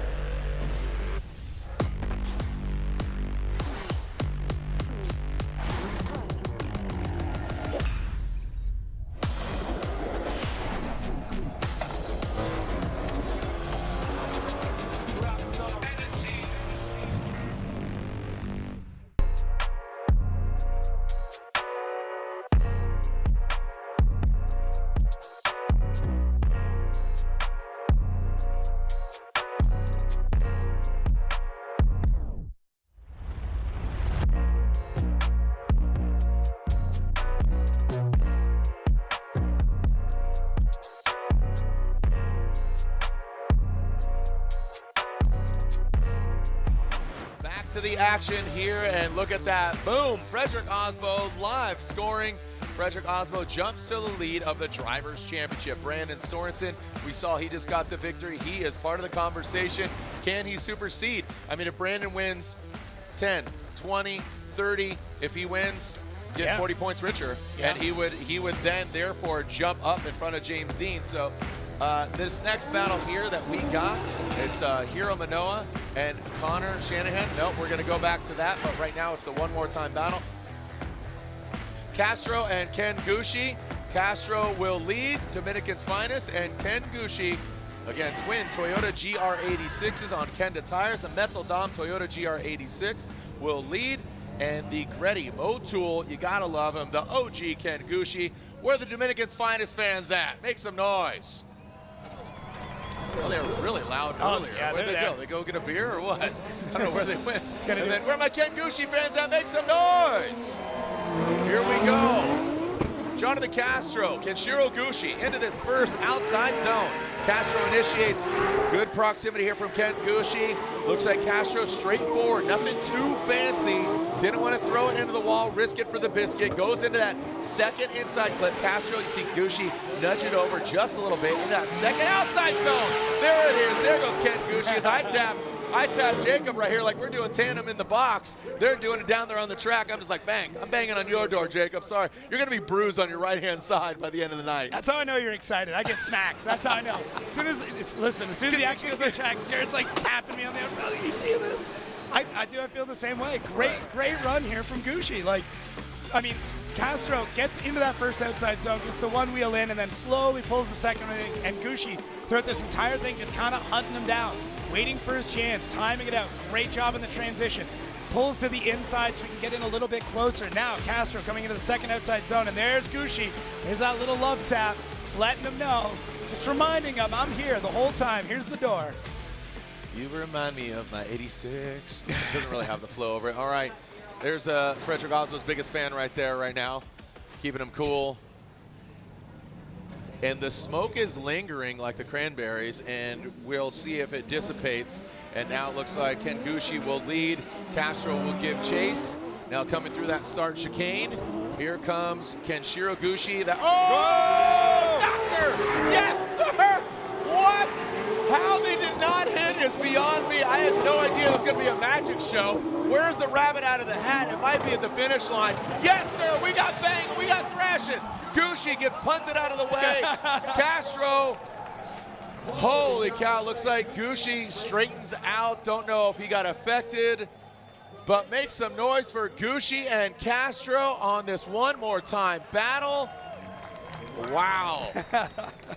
So good. Like I said, that transition, David Copperfield, where are you? I mean, Burt Wonderstone. Oh my gosh, just absolutely times it perfect. Castro just absolutely in there, just bunked up next to him through the entire part of that zone. And then through this transition, another one pops through the smoke, and then Castro gets into the side of Gushi. Now, the question is, was Gushi already shutting it down before Castro got in the side of him, or did Castro cause that collision? I mean, you're thinking about it too. We're going to need to see this a few times. I saw that overhead was the telling. This is video game angle. I love this angle. It's really cool, but watch. Green on the front of God. It just turns. I'm going to go out on a limb here now. Hold that thought. hold that thought, because I don't want you, again, buses are everywhere, and we don't want to go under them. Let's look at that overhead again before you say anything, okay? Okay. Because I really think that's it. This is good, because you're seeing those green momentum lights. What are the momentum lights, Jacob? If it's green, it means they're going. If it's yellow, they're not changing speed. Red means they're decel, and I don't know. Green, you do know. The green was going. I know. We saw blue, which essentially you're coming to neutral, right? Yeah. It's on, but you're coming to neutral. And look at that. We're seeing Gushi and Castro out of their car, center track. Heads are shaking, they're nodding. I don't know, bro. What's going on? I'm sorry. You should have slowed down. Why'd you slow down? Gushi's talking. Now, keep in mind, Gushi was in the front. Castro was in the chase. Shoulder shrug. What's the body English? What are you reading? I mean, I think there's not that there's any bad blood here, but there's definitely some competition of like, yeah, they're trying to win. Yeah, but it's like, hey, why did you slow down? And it's like, why did you hit me? Gushi went neutral. He just starts to accelerate here, but look at Gushi, almost looks like he's unwinding. That's what I was getting at. But look at Castro's angle too. Now, again, I'm not pointing. This is purely observational. When they go into that second inside clip, Castro didn't have the mimicking angle that Gushi did. He kind of beelined that transition 1 to 2, talking about the inside in the power alley. Yeah, it kind of looked like Castro was unwinding the car out. I get what you're saying, that the angle was different, the speed was different, but it's it's really interesting. So now they're trying to understand like what all damages-wise happened to the car. To me, it kind of looked like Gushi was unwinding at that point, but tough to say because Castro was on it, man. Castro was expecting a lot of speed out of Gushi and really firing things in there. And I mean, look at, these fans are pumped though. All right. All right, taking a look at that. All right, let's see again. So great transition here from Castro. Gushi at angle. Yeah, that's tough. I see both sides. It does look like Gushi is coming out of angle a bit, but I think look at that's this. him. So we're finding out Gushi's team reported track staff that his transmission did break. So he is telling that the transmission broke. So it did look like potentially in that lead position, he did shut it down. So that would mean that Jonathan Castro gets the win. So again, in that scenario, Gushi was, and the trans was breaking, and that was that perfect storm. So again, impeding there, hugs all around. Castro will advance on his best finish ever in Atlanta. Castro gets the win and advances on. What I like about this moment is kind of that sportsmanship of like, hey, absolutely, we actually did have an issue. You hit us because we had an issue. Because in some racing, drivers might not say anything, teams might not say anything. They might just stay tight-lipped. But great sportsmanship there. But yeah. All right, here we go. So throw it down to Lorette Nickel. Lorette, who you got? Well, Frederick Aasbo is here, guys. He is so locked in. Freddie, it seems like. Again, we talk about that warrior mindset with you specifically. Are you in it right now? I'm getting there. Not the best runs yet, we've gotten a little bit lucky with our first few battles here. Obviously left a little bit on the table behind Stuke now. But from here on, it's going to be all in. We're now in the top 8. It's amazing. I'm sitting here watching Jonathan and Ken, my two close friends, and I know Jonathan had the Dominicans pushing him in that last battle, and the level is just so high. And I know against either Hiroya or Connor next is going to take everything we got. So now is really the time to bring that warrior mindset. And I know that, again, you're locked in.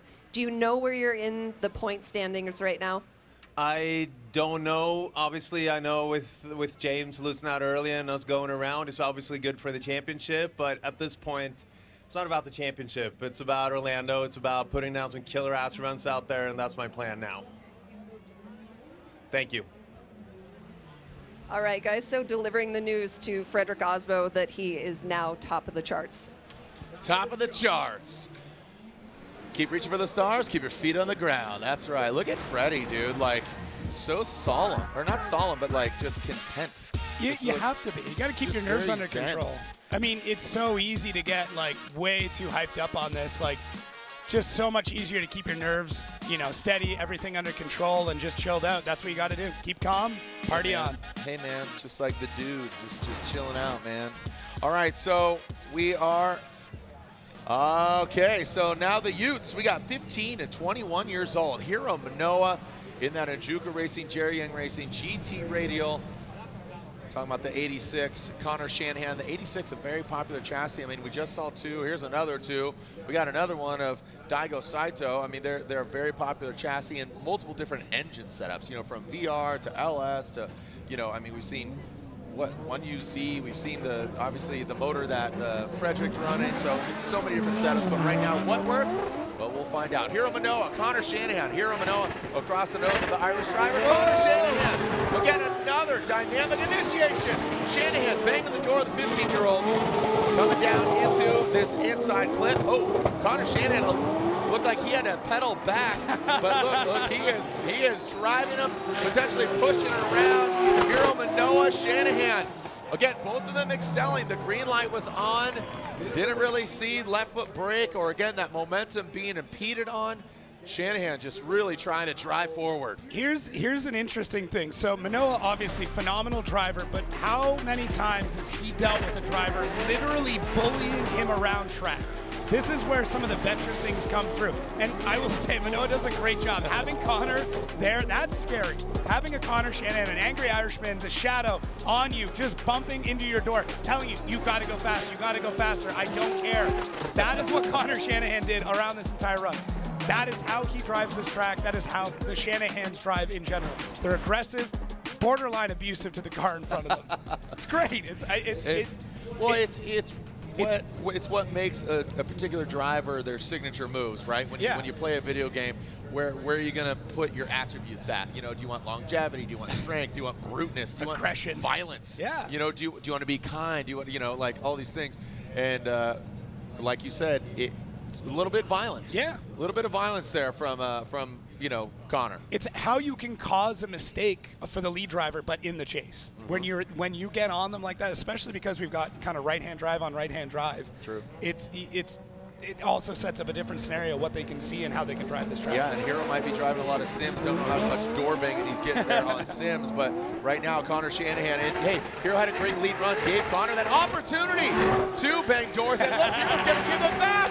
Yes, sir! And Hiro gives it back to Shanahan. He's right there, but doesn't look like he's kind of kind with it. And now transitioning to that second outside zone. Here goes Hiro. I'm sure he's telling him, give it to him. And you saw Connor up on that bank. Yo, come on, make some noise for Shanahan and Minowa. That was a schoolyard brawl is what we just watched. Give me your milk going money. at it. That was nuts. Doesn't matter about age, just a little bit of bullying. Like I said, give me your milk money. No, I mean, great job on Minowa for just answering right back, not feeling intimidated, because the sim cannot prepare you for that. The sim cannot prepare you for having somebody hitting your car. Doesn't matter if you got a motion system, whatever. When someone's doing that, it is tough. But Connor just so aggressive through this run. They kind of threw out the fluidity part of this to just go with brute force and anger. Love this style of driving. This is what I signed up for. Fluidity, all that stuff, that's great. But look at, it almost looked like Connor was losing drift and Minowa pushed him back in line. So we are seeing that Shanahan is off to the side. We're getting the cars down here. I'm wondering, and I'm seeing smoke from under the hood. Well, it's the second battle, fortunately for him. I'm wondering if that was all he had. If this engine has given up and that was all he had getting around that track, and Minowa literally pushed him to the finish. The gearhead grotto has overcooked the fish. Tough go. I mean, listen, I talked about this before. This track is so abusive on cars. We're talking a lot of time on rev limiters. We get to our BC Racing custom coilover side-by-side. Let's take a look here at this brutality one more time. Both drivers in the chase, just hitting each other any opportunity they get. Out in the lead, lines look really, really good. Both drivers in the lead, though, kind of, I wouldn't say smooth, but it's tough to say. They're not smooth probably because they're getting hit the whole way around. It does look like Connor Shanahan, though, really struggling for the second half of that second outside zone. You think the car was going? I think it was on its last legs, and Minowa literally kept him at angle. And a lot of equipment runs really good right before it's about to go. I think Bakchis talked about that. Like he popped an engine starts here. Singing. You're like, you got to be terrible, worried. terrible example, but just hits that note, and then just bang. Yeah, Odie talked about it. He popped an engine here, and obviously the one in Atlanta. He's like, I was running really good, and then it wasn't. There it is, getting I think off. that's what we saw here. Slide him left for Minowa, or right for Shanahan, and Hiro Minowa gets the win. We're gonna talk to Reese about this. Wonder what happened to Connor, but dude, Hiro gave it back. Yeah, Hiro was Kira's definitely on one there. You know? That was really good. We're going to see this replay up here, and we're going to point out a couple of things. We're definitely going to want to pay attention to the inner clips, and we're going to want to pay attention to Connor in the lead going into outside zone 2. So once we get that dialed up, we're going to go in there. Where was Hero more dominant to get the win? Well, it was definitely through the inner clips. You can see the inner clips, Connor maybe didn't time his transitions correctly, while Minowa did. Now we can see here, we do see a little hit on the wall from Connor in the lead. You see everything is going smooth here. Here comes the transitions. You see Connor starts transition a little bit earlier. Minowa does a better job on the transition. Then, what Robbie was pointing out, we see Connor shallows up a little bit. Then he gets one tire out in outside zone 2. Minowa does a really good job of adapting, staying right into the pocket, and because of that, Minowa is going to move on with the win there. So it was a really good battle, but Minowa just showed a little bit more patience going from inner clip 1 to inner clip 2 that put him in a better position to follow Connor. Thank you so much, Reese. Speaking on behalf, it was unanimous. So congratulations, Hero, the most recent winner, taken down of drifting veteran Connor Shanahan. Hero, again, won in FD Japan. He got second. I mean, so much talent here. Don't go anywhere. This is your first time ever. You're seeing one heck of a show. This is round 3 of 8. Remember, we got a whole lot of this left, not only here in Orlando, but the entirety of the season. We'll be right back here at Orlando Speed World.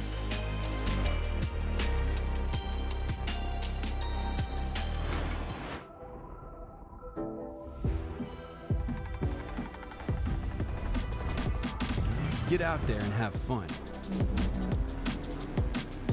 Because you've got Maguire's. And we've got your back. From wash, to paint care, to maintenance and more, Maguire's has your hybrid ceramic solution for every adventure. Maguire's, reflect your passion. Link ECU, let's get it! We got the spiciest K-Series built. Supercharged Ford Eliminator engine. Oh, good old SR20. Blink Monsoon is so rowdy. Naturally aspirated, 1,000 horsepower, LS-based engine. And then we're going to add nitrous on top of it. Running an S54 controlled by Link ECU. Link direct injection EcoBoost Fox body. I actually put an FA24 in it. B58, E46, Link ECU. No matter what engine you have, it's a stock K24 or it's a 1,000-wheel 2J. Link ECU all day. Who the hell can stop me?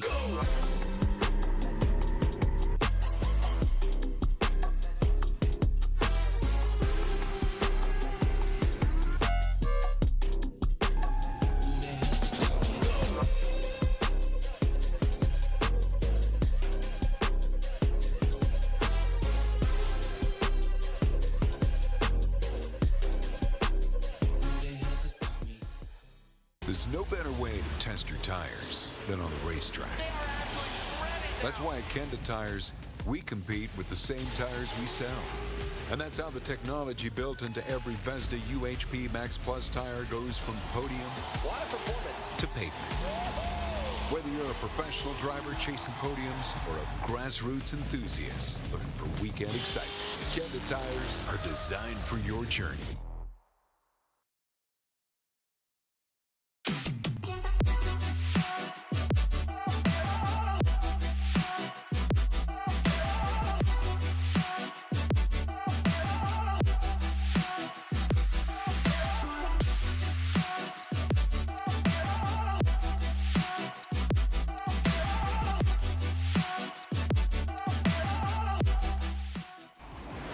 In the top 16, this man is moving into the Great 8. And Jonathan, we look back at Atlanta, there was your best finish in the Final Four. Can some of that momentum carry over here to Orlando? Yes, for sure. That round make a lot of, give us a lot of confidence. The car is just working well. Tires are working well. The team is working well. Everything is clicking. So we felt that in Atlanta. It was proven. Now we say, all right, let's just keep pushing. Even in my top 32 battle was not the best one. My worst lead or my worst chase of the weekend. But we make it over here with my good friend Ken Gushi. We put a great battle, top 16, put everything out. Like he said, it's an always straight battle with both of us. We just have a great time. Sadly, he broke transmission, but you know, next time, Ken, next time. Yeah, absolutely. And when you have, let's say, a mistake in top 32, you have to mentally reset. What did you tell yourself? Yes, I definitely reset, go enter in my cave, put some music, start reading a little bit, start learning a little bit, study what happened, what I did, talk to my team, and put me on, like, hey, fix this. And we just put it to work, some notes, and just reset. Amazing. Well, your next battle will be against Brandon Sorenson. Best of luck. Thank you. Guys. Thank you so much, Lorette and Castro. You know, I think what's cool is you can see how comfortable he is. And again, his best finish previously. And there is, yeah, we got a little fluid out there on track, and that's from Shanahan. Sweat and horsepower. That's good. I've never heard that. Sweat and horsepower. Dang, you finally got one you haven't heard. Yeah, I haven't heard Check that off your bingo card tonight, everybody. Yep, there we go.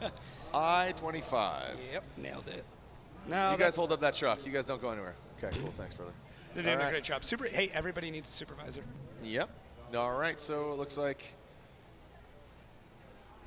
our Air Force Aim High Trivia. Air Force, sponsor of Formula Drift, official military branch of Formula Drift, powered by the United States Air Force. All right, here we go. What's the question? Can the C5 carry the largest animal on Earth, the blue whale? Dang. Yes or no? Can the C5 carry the largest animal on Earth, the blue whale?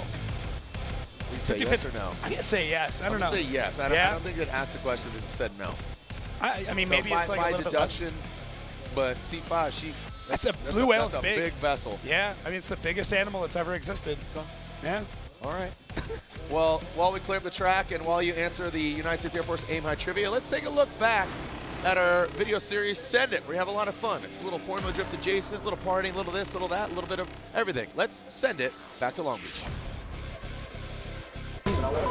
Morning, dudes. What's up, man? You look great. You look like $1 million, bro. You want? Well, can I cash in? Can I?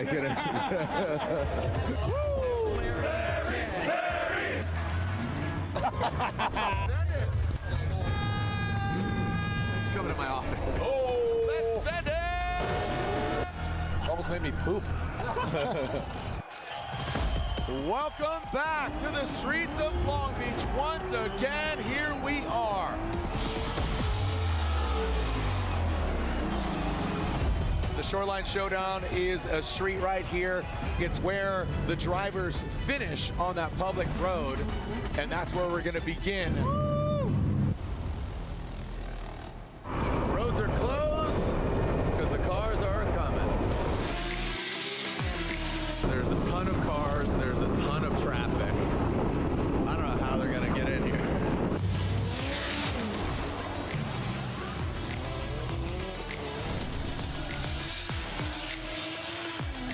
We're going to the Queen Mary. We're going to have a nice, relaxing weekend at the Queen Mary Hotel. Queen Mary looks good.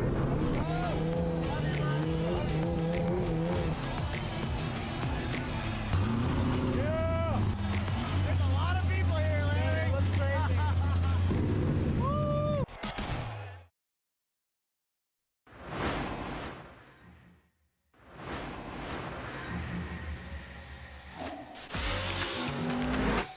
Drifting is not just a sport, it's culture, it's in our blood. Here we go, Andy Haley. Oh, he is riding that tire right on that white line.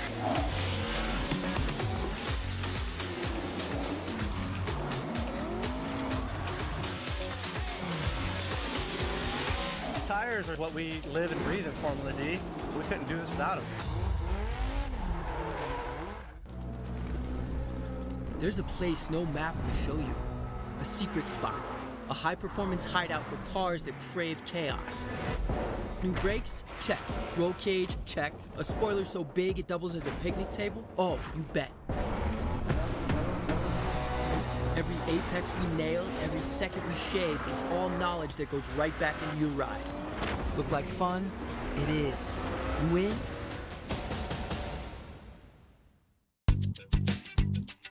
You need parts? We got parts. Need it fast? We got fast. No matter what you need, we have thousands of professional parts people doing their part to make sure you have it. Product availability. Just one part that makes O'Reilly stand apart. The professional parts people. O'Reilly Auto Parts.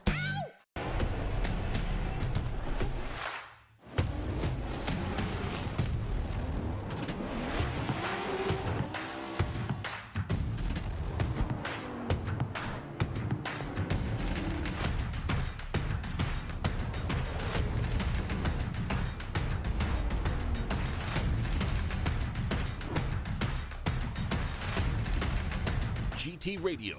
Experience ultra high performance. Love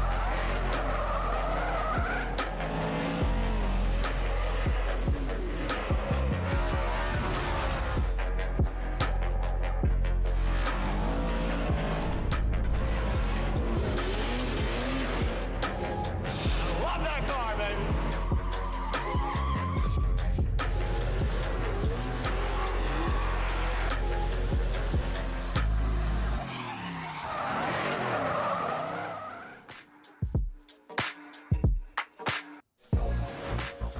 All right, we are moving weight like moving whales into a C5. That's what we're doing. We are loading some heavy cargo here at Formula Drift, and we move on to our next battle.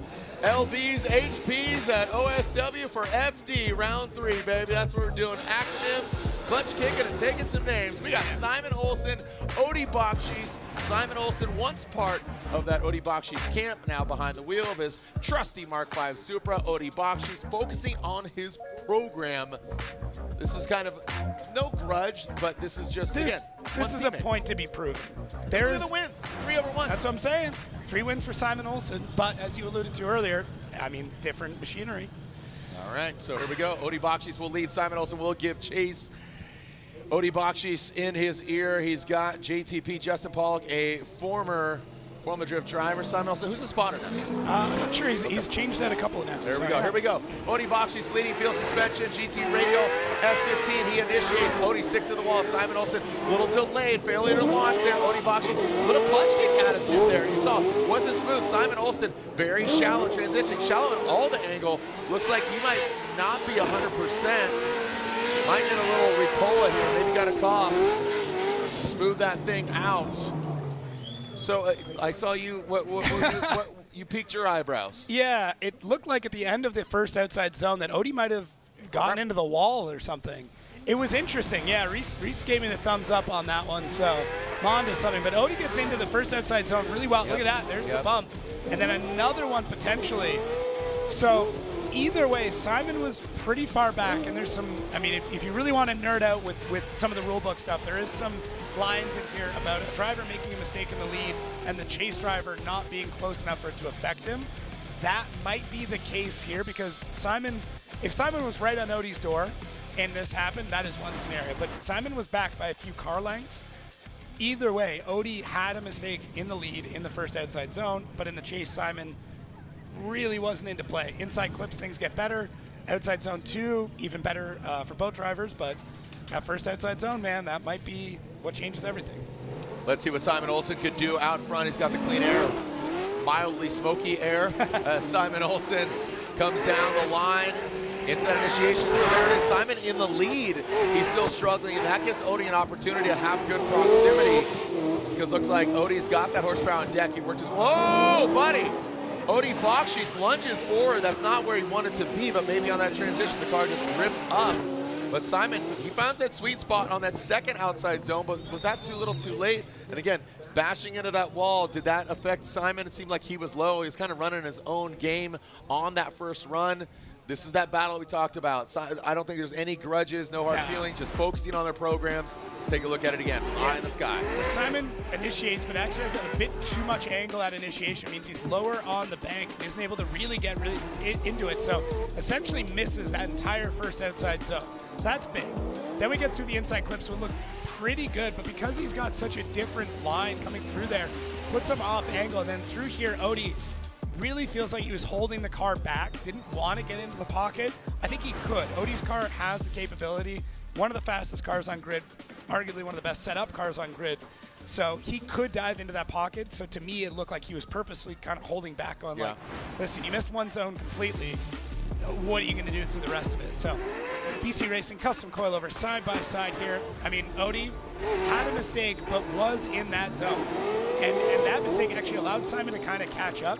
Although Simon then became a little bit hesitant through there, but Odi just pulling gaps pretty heavily. Second outside zone looks really good by Odi. Then Simon's able to finally get into it. Not clean from either. Yeah. But to me, missing that first outside zone completely in the lead is a pretty big issue. And that really dictates the entirety of the run. Nailed it. and Simon was low. Look at Daigo and Hero. Daigo. Like, yep, Daigo's looking over shoulder, and that's it. There you go. And yeah, that's the way I was leaning. Odi Bakchis gets the win, taking down Simon Olsen. So again, it was 3 wins over 1 win of Odi, and here it is. Odi Bakchis getting the victory. He will advance on. And again, this is a season that Odi really wants to accelerate. Again, focusing on his program, and Odi Bakchis currently sitting 3rd. So this is an opportunity for him to jump up. He sits in 3rd with 50 points. Yeah. So that's considerably back there quite a bit. So with every victory, he jumps up 60. You know, again, 70 from earlier. So he's at 70 now. Yeah. Frederick Aasbo up to 110, but James Deane will sit there at 100. So here's our final battle of the top 16 to forge our Great 8 already in. Rome Charpentier, Matt. So again, who's going against Odi? Is it multiple-time champion Christopher Forsberg, 3-time champ, or is it going to be Derek Madison, D-Mads? Had some upsets already. Yeah. Well, Chris Forsberg, that Nismo, Nissan, all-new Z, NOS energy drink throwing through the veins, the Net Vodka post-event. Here we go. Coilover Depot, S chassis of Derek Madison, straight line approach. Look at that, just bullish almost in that chase position. Forsberg lights it up with that VR-powered all-new Z, comes down. Boom, right into that inside clip, transition through the power alley and past it. Oh, wow, takes out that clip, takes it home as a souvenir. A couple hats and t-shirts for the kids. The minor 49er takes it home. Still see a little fat gristle on the plate as he's gonna finish that thing up. Well done by Forsberg out front. Derek Madison aggressive.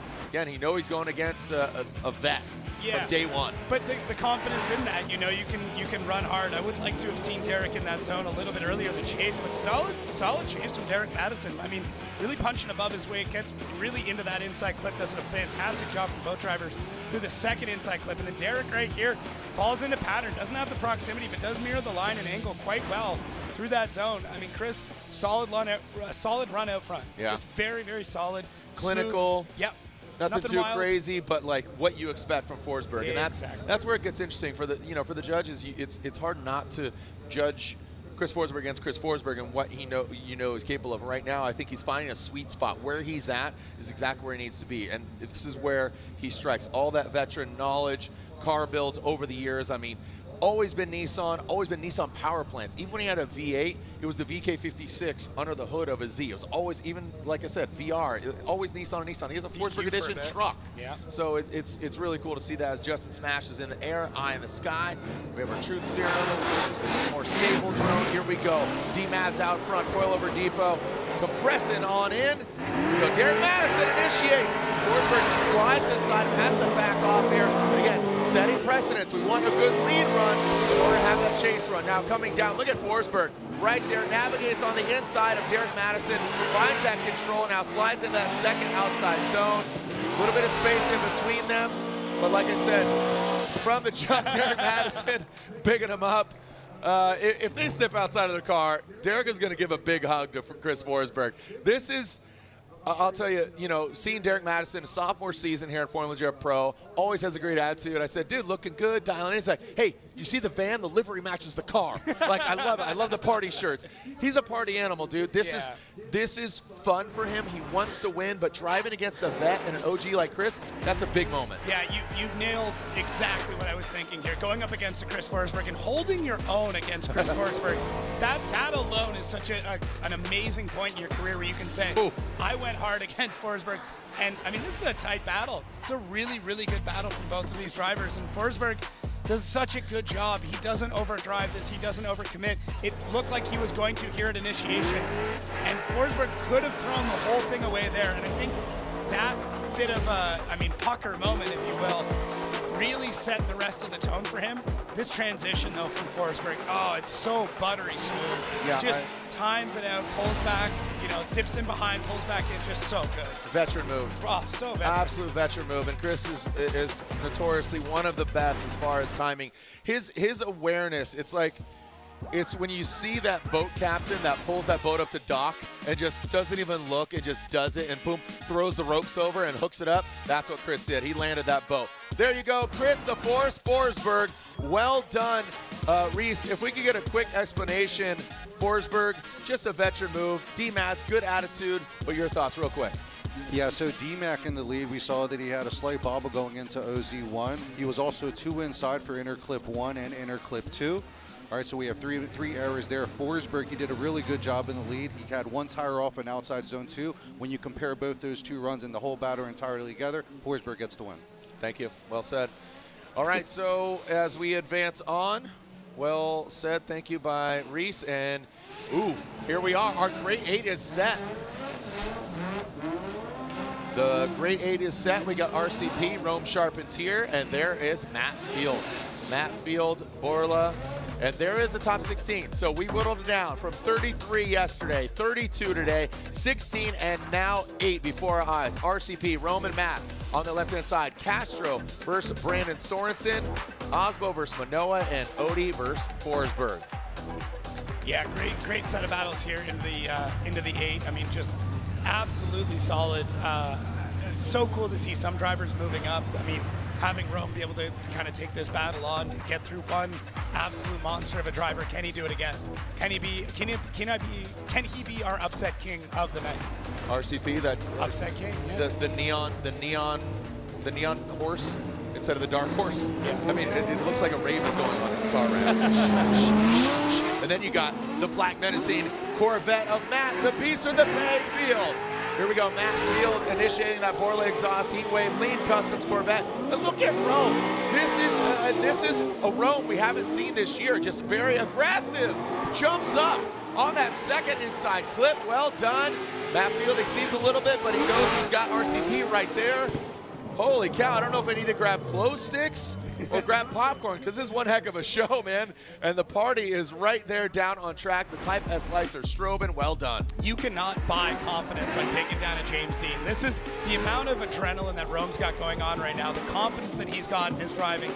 At this point, there's nothing anybody can do to stop him. We see that in a lot of the driving here, that transition. I mean, it kind of caught you off guard too. Like, Rome just dialed in and crushing this out. I mean, Rome is mirroring exactly what's going on with Matt Field out front. Just solid run. Matt gives him all the opportunity in the world to get in there, and Rome took all that opportunity and then some just to put down a solid lead run. You know, you got to expect here, you know, this is a small course. It's almost like a small green. You're a little short-sided on the green. You got to chip it up. You got to put it in, and you got to just drop it in the hole, man. That's what we're expecting here from Rome Charpentier. You know, that short-sided little, you know, does he need to drive it all the way home? We'll see.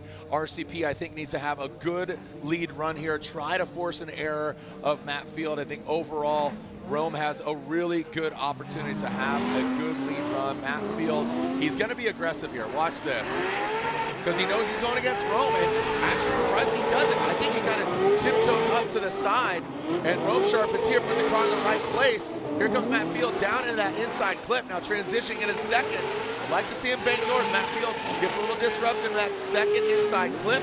Rome Charpentier, there we go. That's the bang that I was expecting there from Matt Field. Kind of a tempered approach than what I've seen from Matt Field.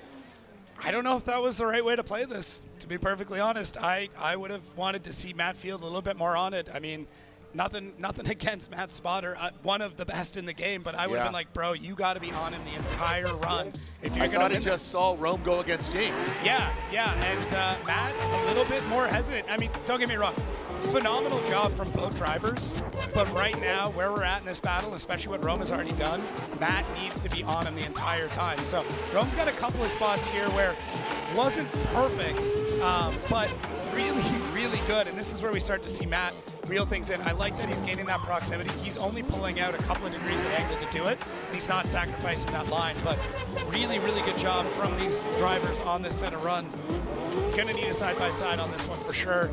Really want to see the overhead to understand exactly who is losing what, because in my mind, if Matt would have kept on the door of Rome all the way through, probably could have taken it, but he didn't. So now we have to go back and take a look at this with a bit more scrutineering. What a majestic Matt Sopa there online. What a great photo right there. Regal Beagle right there. Yeah, buddy. Throwing the horns. Can we insert like Creed music right now?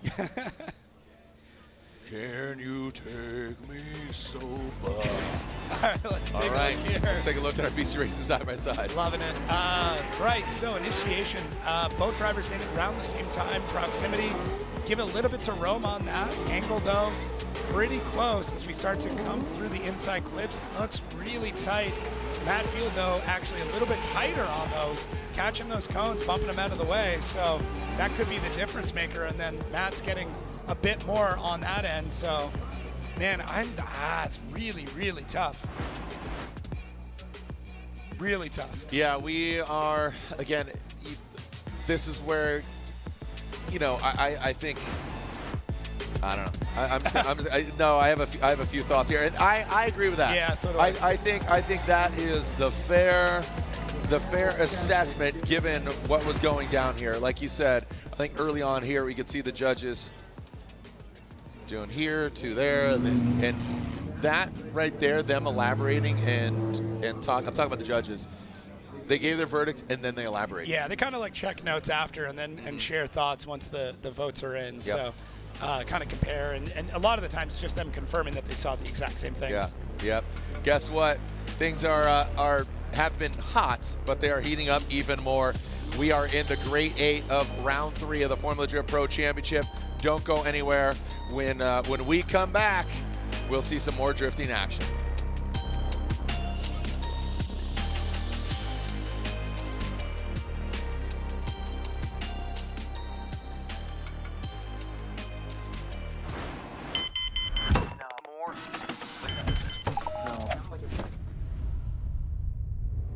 Is this it? This is it! We've been holding power you make for 30 years. But here's the real question. How much torque are you making? Because every single ACT clutch is rated by the torque produced at the crank. That's all your clutch cares about. Your power, your performance, your success. Unrivaled precision, power, and durability.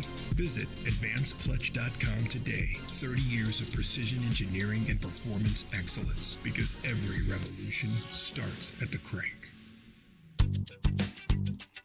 Need a little help? We got help. Need some advice? We got advice. No matter what you need, we have thousands of professional parts people doing their part to make sure you have it. Exceptional customer service. Just one part that makes O'Reilly stand apart. The professional parts people. O'Reilly Auto Parts.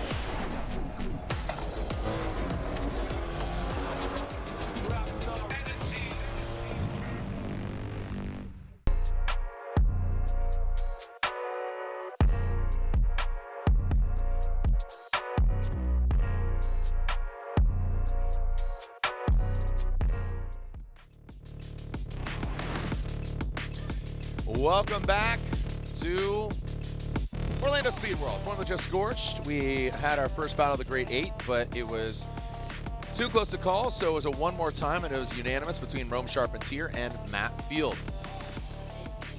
Track is slightly cold, but it'll heat up once we throw them into the burnout box. Talking with the judges, Robbie, Brian, and Reese, and we are in the consensus that, you know, we've seen some great driving. It's always a bit nerve-wracking of like, oh, what's going to happen next? Just, you know, we want to see great driving, want to see dynamic driving, don't want to ruffle any feathers, but you know, obviously there's controversy sometimes. You know, controversy. Some people call it that. I call it controversy. Just sounds more richer and eloquent. And agreed. Yeah, and what a season Castro has had so far. Only 2 rounds, now 3rd round in, and he is just. It seems just like I told him at the beginning of the season, do the black. Yeah. It seems just a bit more menacing. Just darker, angrier. Yeah. That's what we needed. He's too happy. Look at how happy he is. Yeah, he's it. I mean, I need an angry Castro. Yeah. Angry Castro. No, you don't, he says. Reese is saying, no, you don't. You don't want to see that. Brandon Sorenson, you know, you can look at the stats here. Brandon, 45% winning average. You see the overall matches fairly equally matched. Castro, like you said, just, you know, peaking at the right time. Would love to see him get his first podium, and how serendipitous would it be here, which, again, here we go. Bing, get that Castro James Deane counter going right now, because we posted it just before we got here to this round, how dynamic that and how exciting that battle was, James Deane and Castro many moons ago. That was really cool. So he's trying to duplicate that and come out the victor and advance on to the Final 4. Jonathan Castro will lead. Brandon Sorenson will chase. So here we go. Castro and Sorenson. Castro initiating that Methyl Dom Toyota GR86. The 10 tires go round, up high on the bank. Sorenson tucks in. Well done. Look at the focus of Sorenson. You see in that cockpit the white helmet glowing into the inside clip. Goes both of them in the power alley. Goes Castro, puts it right there. Brandon Sorenson nudging it over and nudging the door of Castro. Pushing him around just a little bit. Castro exceeds a little bit, but brings it back. So Sorenson could have potentially pushed him a little bit out of the way, but that was, again, a little aggressive move there. But overall, take a look at it. What's your thoughts? 2 of the best drivers at this track. Like we talked about the incredible battle with Deane and Castro. I always go back to Sorenson and the way he's driven here in the past against Shanahan. So to me, this is exactly what I was expecting. Very, very aggressive in the chase here from Brandon. I mean, look at this. Just push, push, push, knock, knock the whole way through. Man, just solid. And the way that Brandon's able to gain that proximity and then get the back end to come around is so difficult to do, to get to that perfect mirroring. So to somehow make contact, keep the angle, keep the line, and then mirroring it. Just such expert driving and the timing there. And all of this to say, Castro provided him such a good opportunity to go through it. So fluid. We do see Castro coming out of the zone a little bit through that section, but I would say some of the contact that you, as you alluded to, could be part and parcel of that. May not even matter, because we're going to swap him around and see what happens next. Let's see how Brandon does with the clean air. Castro in tow. Lights are on. You can see there on the gantry. Once they extinguish, we are good and clear to send. Brandon Sorenson, United States Air Force, BMW out front. Headlights are on. The lights are on. Good initiation. Castro, where you at, bud? Castro late failure to launch, but now he drops into formation.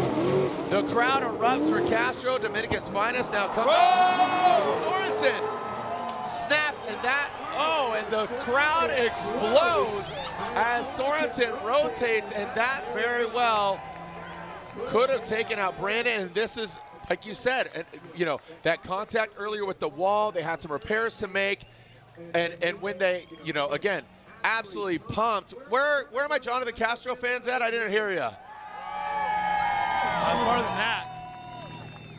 that. Reese, what was that? Say it again. All right, I want to try that. Here we go. Take a look at this again. Man, I mean, Brandon Sorenson looked like he was on one. Castro took the time to kind of allow Brandon to get sorted before he fell into the pocket, but Brandon on that transition just looks like he overcooks it. Just that's it to me. It looks like he overcooked it, and man, absolutely wild through that transition. Yeah, I don't have any other explanation other than Brandon Sorenson just too much momentum flipping through there, and that might be it. Oh, okay, I don't know about all the jumping peeps. And there it is, Castro and Brandon. Look, I don't even. Yeah, he's good. Good driving, good driving. I don't know what's going on there. And there it is, Castro gets the win, going to the Final Four. We're going to have to move him lower in the grandstands. They're going to keep this up. No, it's good. Look, you know, we saw Irwindale fall down at the hands of tractors and dozers. If this falls down, it's going to be because of drifting fans. Well, that's And I'll go down with the ship. All right, well, I'm too young. I've had a good legacy. My You've son's had a here. good go. My son's on the other side of the track. He'll fly that flag. All right, cool. It's all good. All right, so we're going back to the one more time of Matt Field and RCP, but Castro is in the final 4. So Castro advances on. So Matt Field, Rome Charpentier, Castro sits 5th. So again, don't want to count chickens before they hatch, but again, sitting 5th in points. So just talking about podium finishes here. Going back to this battle. See what happened. Who won that? Man, the action on those lights. It's a tactic, man. I'm telling you. The system is down. The system is down. I think he's just using it, just flashing the colors, going full peacock mode before he goes into battle. Dude. And he's running it while he's in battle as well. It's working. Working and twerking, baby. It's like Rainbow Road over here. Yep. Here we go. Matt Field, Rome Charpentier. Point at him, see if we get a thumbs up. We are clear to send. The one more time battle. Make some noise, Orlando. Stomp your feet for Matt Field and RCP. We got a clear start here. Matt Field will lead. Borla Exhaust, Heatwave, Lead Customs. Matt Field, a lot more aggressive on this run. He obviously listened and spotted onto his headset. Hanging out there, Matt. He punts that course indicator out of the way. RCP dives in, he straightens out and corrects on the second inside clip. That was an independent, unfortunate mistake. We saw him hung it out there, and unfortunately it snaps back into that second inside clip. Yeah, I mean, Matt Field knew he had to come through. This is definitely where he would have reviewed the footage and realized the only reason he was going one more time is because he wasn't aggressive enough. Makes that course correction. Matt Field just slams it into that first outside zone on throttle, a little bit of left foot braking to keep that car settled. And Rome looks really good through this section. Matt actually goes off a little bit and picks up speed coming off the bank, and then Rome just mistiming it. That transition so tricky, and Matt just laying down a ton of smoke, kind of blinding Rome. And I mean, hey, it's all in fair play here. I won't say it's a tactic, but it's something that happened. So let's see the exact moment where Rome unfortunately threw this battle away. As we see here, look at Matt Field on throttle, left foot brake, and then just the transition from Rome. He comes off the bank a little bit earlier and just mistimes that transition a little bit too tight on the line, and that's it. Pops out in the wrong place on the other side of the smoke. Yeah, very unfortunate for Rome Charpentier. You know, the aggressiveness of Matt Field, maybe Rome, and now Rome needs to have a good lead run. Matt, I think, really just needs to keep it tight, not make any drastic mistakes, keep it together. Yeah. What do you got? Just looked like the back wheel there on Matt Field just did something kind of strange. Okay, well, hopefully not, but we'll see. Rome Charpentier initiates, big angle there from RCP. You got to think about tire attrition too. Did that play a role in Brandon Sorenson spinning? Here we are, very porous surface, very aggressive transitioning now through that inside clip. RCP into that second outside zone. Matt Field giving just enough room, and now there it is. Look at that. Saw a little hand out the window from RCP. Don't know exactly what was transcribed there, but good run nonetheless. Yeah, I mean, solid run. I mean, at that point, I think Rome knew that this was all, this is what Matt Field had to do. He had to be aggressive, but he didn't overshoot anything, didn't get too aggressive, didn't throw the runaway himself. You can see him wanting to get in closer, really hunting that car back and forth, thinking about it, thinking, do I push now, do I push now? Ultimately, calms himself down, doesn't overdrive the car, and just stays in the pocket throughout this run. And that is what is going to lead to him having the advantage, at least in this battle. Obviously, Rome having that massive, massive mistake. But great job there from Matt Field providing it. And Rome, I mean, knowing that that Matt has done everything he needs to do. Yeah, that's going to be enough, unfortunately, for RCP. He is going to be out. Matt Field gets the win. Matt Field will advance on into the Final Four. All right, well, throw it down to the red nickel, who's with the three-time champ Chris Forsberg, who's going against Odie. Well, Chris Forsberg knows that he has to bring his best against Odie. Odie knows vice versa as well. Chris, as you're sitting here, what are you contemplating? So for us, we're doing the best that we can to find the most amount of speed on the flat.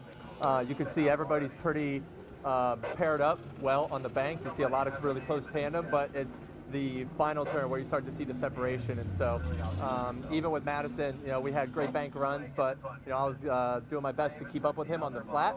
And so we gave it a couple you know, twists of the knobs and seeing if we can find a little more on the flat for Odie. Chris, thanks so much. Best of luck. Thank you so much, Lorette Nickel. As get some insight there from Chris the Force Forsberg. And now we are seeing Frederick Aasbo and Hiro Minowa talking about a 3-time champ against an FD rising star. Hiro Minowa took down Connor Shanahan just a little bit ago, and now he's going against Frederick Aasbo, who is just so clinical and he just turns it up. Look at that. Hiro with percentages of wins like a veteran. So here we go. Aasbo will lead, Minowa giving chase across the nose of that GR86.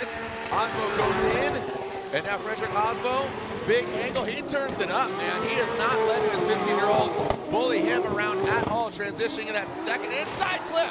Hiro drops back in, well done by Hiro Minowa. Hiro again, the 3-time champ. Flames are shooting at the backside of Frederick Aasbo. The tire fire is on. We saw the flames of Freddie on that back left corner. Jacob, you're still little. I just want to make sure there's still tire left. It almost looked like the tire had completely exploded, but I think it was just bits of body parts that were going up in flames there. What a run for both these drivers. Absolutely nuts. And let's see here. I mean, dude, Frederick just on it. It's not often someone says, okay, you got a kid behind you, you're really going to have to throw down. But look at this. Frederick Aasbo just crushing it out the lead, but Minowa not letting him get anywhere. Oh, it was Minowa's tire. Yeah, it's Hiro's tires. Just so much wheel speed going through, lighting them up. And wow, both drivers, absolute heaters. And Minowa here keeps that proximity and then slowly gets the angle built in, then gets into the line. So just one thing at a time, locking things through, and then these inside clips look solid. Check out this outside zone, though. Just absolutely nuts for both of these drivers. Wow. Yeah, that was really exciting to watch there. Frederick Aasbo leading, Hiro in the chase position now. Hiro Minowa with a little tire fire.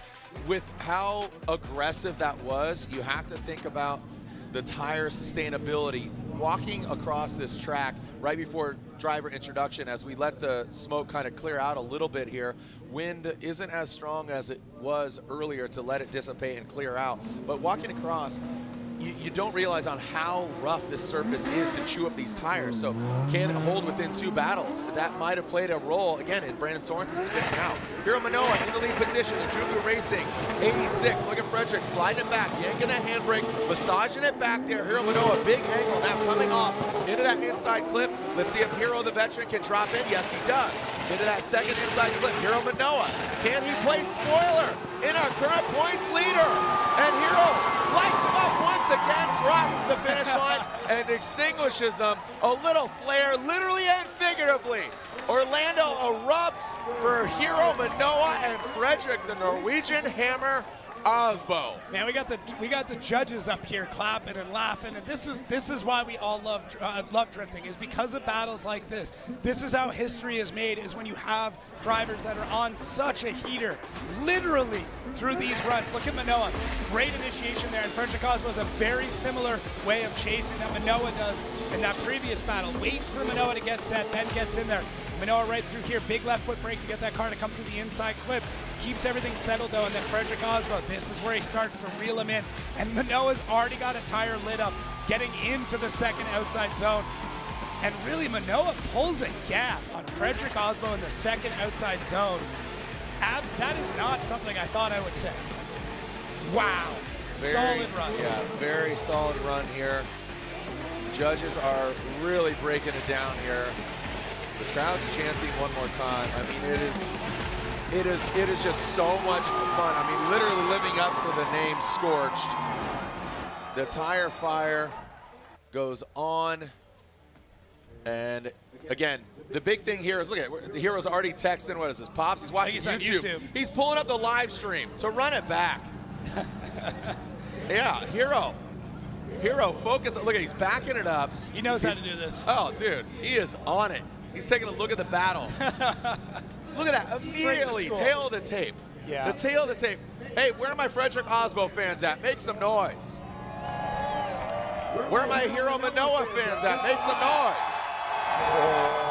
And last but definitely not least, who wants to see him go one more time? Oh, I don't know. I think Hero got it. So judges review, slide him left for Freddie, right for Hero. Minowa gets the win. 15 years old, takes out our points leader after James is out, Freddie's out, and now Minowa rises to the occasion. Gonna go to Reese. Speaking on behalf of the judges, Hero Minowa. Wow. Yeah, that was an amazing, amazing battle, and I understand people want the one more time, but let me just give you a little breakdown of what goes on here. All right. Break it down. So for me, we're going to see, let's play This is why we did it, here. right? Now, let's pay attention to Aasbo's chase also. You can see that he kind of cuts down just a little bit, has to come back up. Minowa's a little bit similar to that as well, too. We complete OZ1. Let's go into, we see Aasbo a little bit too inside of inner clip 1. He gets right into inner clip 2, and then we get really good proximity here from Minowa. Really good proximity from Minowa, not as much from Aasbo there. So what we're seeing here is that we see a little bit of an error in Aasbo in the chase, and then when we get into the inner clip 1, he's a little bit too on the inside. Minowa is nailing every single inner clip, has the proximity, and that's why he takes the win on this one. An amazing battle. That and especially on that second outside zone, I think that was really just the nail in the coffin. Yeah, and the fireworks were cool too. The fire and the flare was definitely cool. I feel like he was on fire. He literally NBA Jam. Heroes on fire. When we come back, one more battle left, and that's Forsberg versus Bakchis. Field, Castro, Hero. When we come back, don't go anywhere. It's Scorched here in Orlando.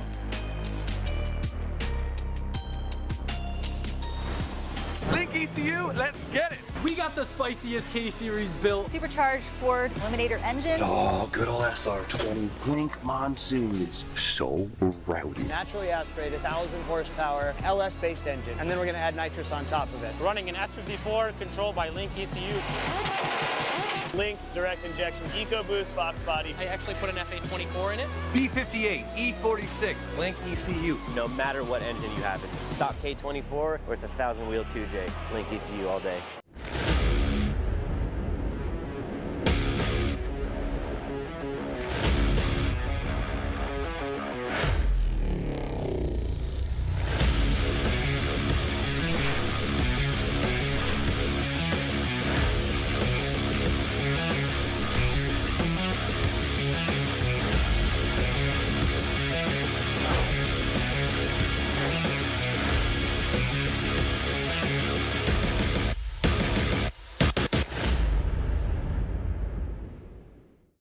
Ready to turn your passion into a career? At the College of Applied Technologies at the University of Northwestern Ohio, we offer exciting programs that put you on the path to success. From high-performance motorsports to hybrid electric vehicles, agricultural equipment to robotics and automation, we've got it all. With 70% hands-on education, small classes, and practical real-world experience, you'll gain the skills needed for a profitable and successful career in the skilled trades. Find out more at unoh.edu.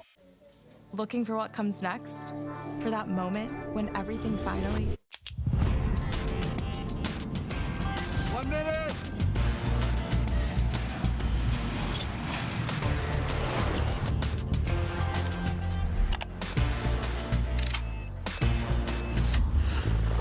Whichever path you choose, it starts here.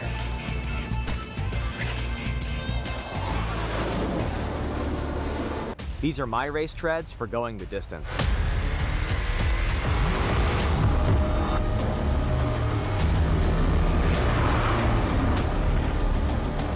Racetreads.com. Tires for every adventure.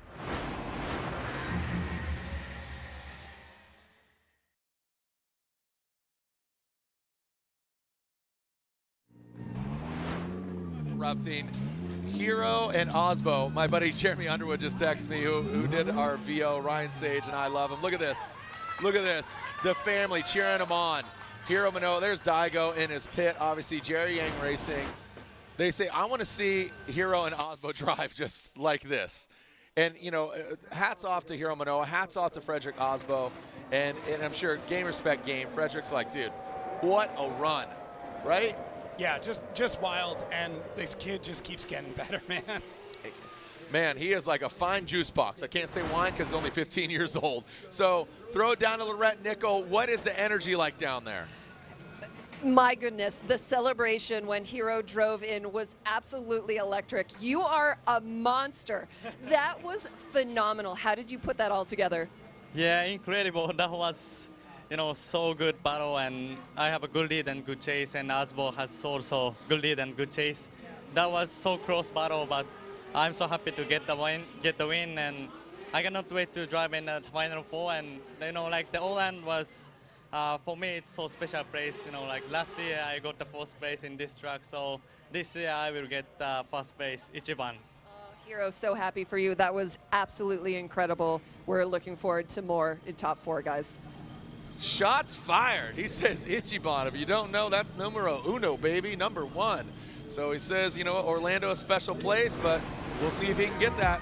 Shots fired across the nose. Now we go on to our final battle of the Great 8. We got Odi Bakchis and Chris the Force Forsberg. Odi will lead, Chris will give chase. Here goes Odi, that wheel suspension S chassis. Chris the Force Forsberg in that Nismo NOS Energy Drink all new Z. Odi initiates high on the bank. Forsberg, you can see getting to the side of him now, coming into the inside clip, transitioning down. Both of them are absolutely ripping, flying in that second inside clip. Odi pulling away from Forsberg. Forsberg gets in that second outside zone. Odi, I mean, he is just a machine. It is just Control, Alt, Delete, Reset, Reboot, boom, set it and forget it. Right into that crease. Well done by Odi out front. Yeah, Odi's ability to get this car to go faster and faster every lap. It's getting colder, the setup is changing, and Odi is somehow picking up speed every single lap. I mean, great job from Chris Forsberg here in that first outside zone, and then as soon as they come off the bank, that was it. Odi Bakchis sets it, forgets it, gets through those inside clips, and just smokes out Chris Forsberg, who's now fighting back to try and get back into this battle, but you can see Chris trying to pick up speed and just not able to, and Odi somehow picking up more and more as he goes. I mean, tough. It's just another, you know, strange thing to think about, that just Chris Forsberg getting gapped here through part of this run, and Odi Bakchis looking very stable, putting the tires through the inside clips, crushing it through the outside zones. I mean, just a solid run here from Odi Bakchis. And I mean, Chris Forsberg now, as he gets into the lead, he's going to have to lay something down that's pretty epic, but you know that, I mean, at this point, Odi's got a speed advantage, so Chris is going to have to play it a little bit differently, but this is how the points are shaken out as we stand. Oh, man, look at Castro lurking there, and Frederick Aasbo and James out, so shaking things up. Forsberg, again, Odi, Field, so these are the live points. So Turk, Shanahan, LZ, they are out. We saw Turk go out earlier in 32, but shaking things up quite a bit. Here we go, Forsberg will lead in that all-new Z. Coming down tip to tail, Forsberg and Bakchis. Forsberg initiates into the outside zone, little wall tap there. Forsberg throwing some more angle at it. You can see those Z's lights reflecting on the wall. Now that inside clip coming now through the power alley. Odi jumps back to the side of Forsberg into that second outside zone. Odi right there, bathing in the smoke. Forsberg goes up on the bank quite a bit. Now Odi Bakchis right there. So Forsberg exceeds that line quite a bit.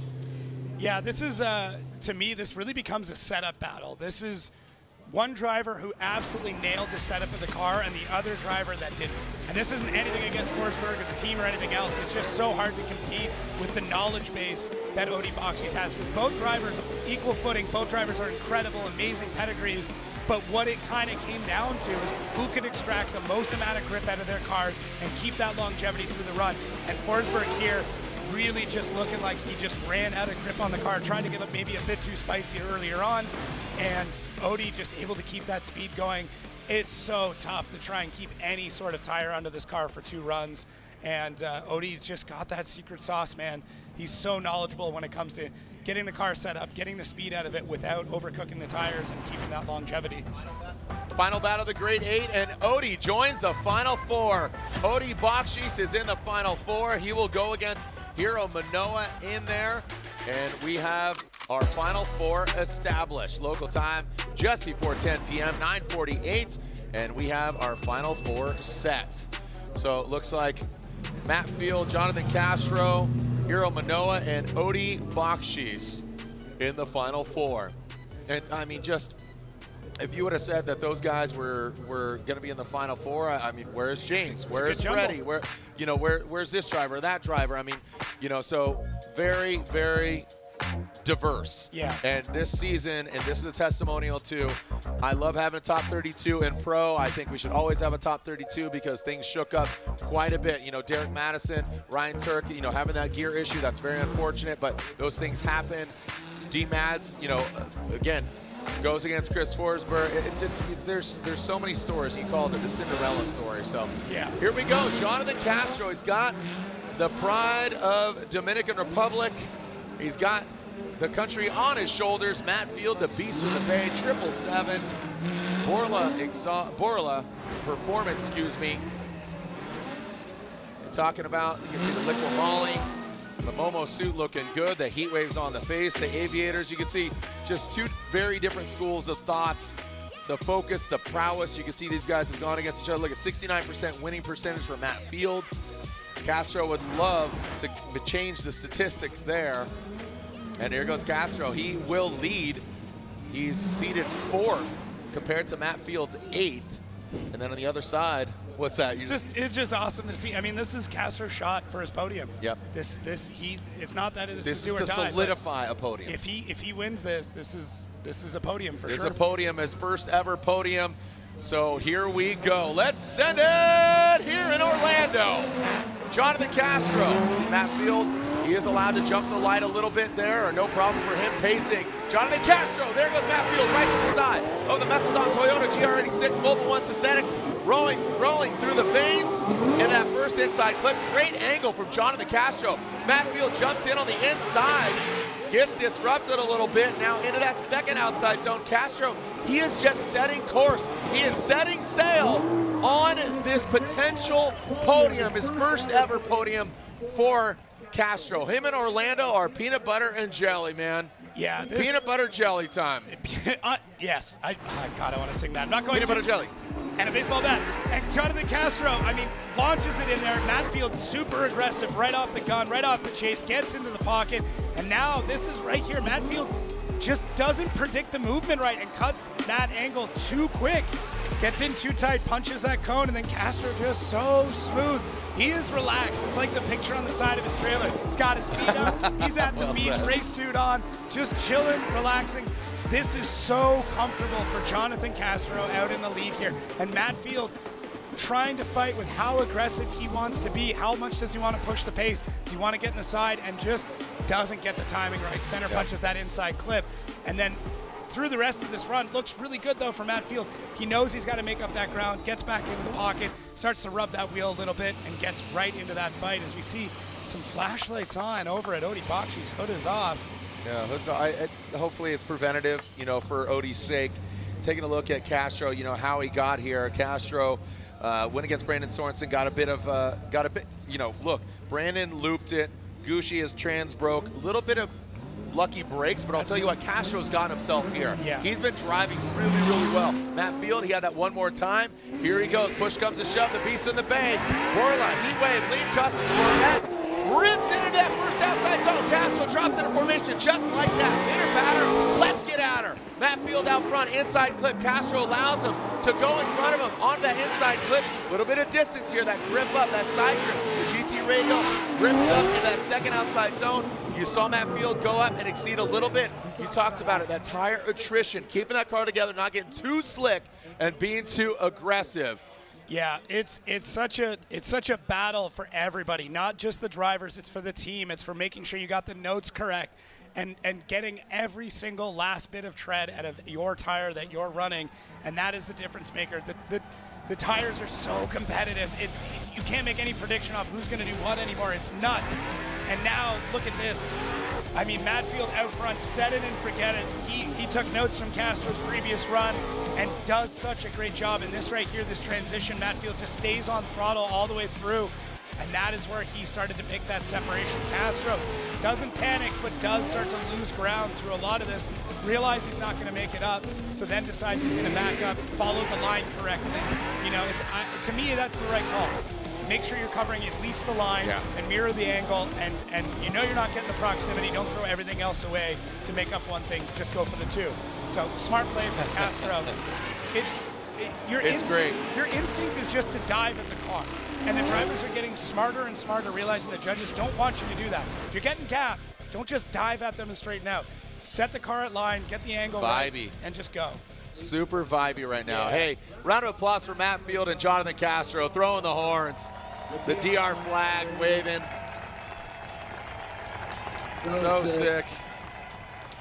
These fans are hyped right in front of us. They love it. Castro getting outside, giving a little handshake. Oh, man. These guys are going to have some beers later for sure. Maybe some Neth vodka. For sure, Neth vodka in the Field camp. You seen the cans? Really cool oil so cans. cool. Little Yeah, oil it's pretty can, dope. Yeah, I like them. Great So there you go. Giving praise where praise is due. The respect. Love the vintage lid of Matt Field. Waiting. Still pondering. Got the, are we going to go for the side-by-side, I assume? We got, we're going to have a judge's review. Taking a look. Our BC Racing Go for Gold side-by-side. Official suspension of Formula Drift. Yeah, so this really, we're going to have to break this down into the small mistakes that are made. First outside zone for both drivers, pretty similar. Then through here, we see this is where Matt Field makes the mistake. Able to get things more or less back and sorted and through it. And then Castro, his mistake was on the second outside zone. So, man, it's tough.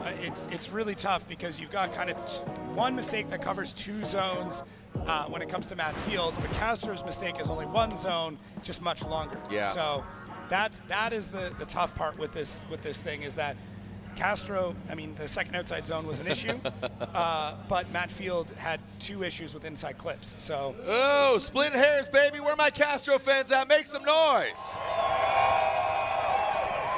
Where are my Matt Field fans at? Make some noise.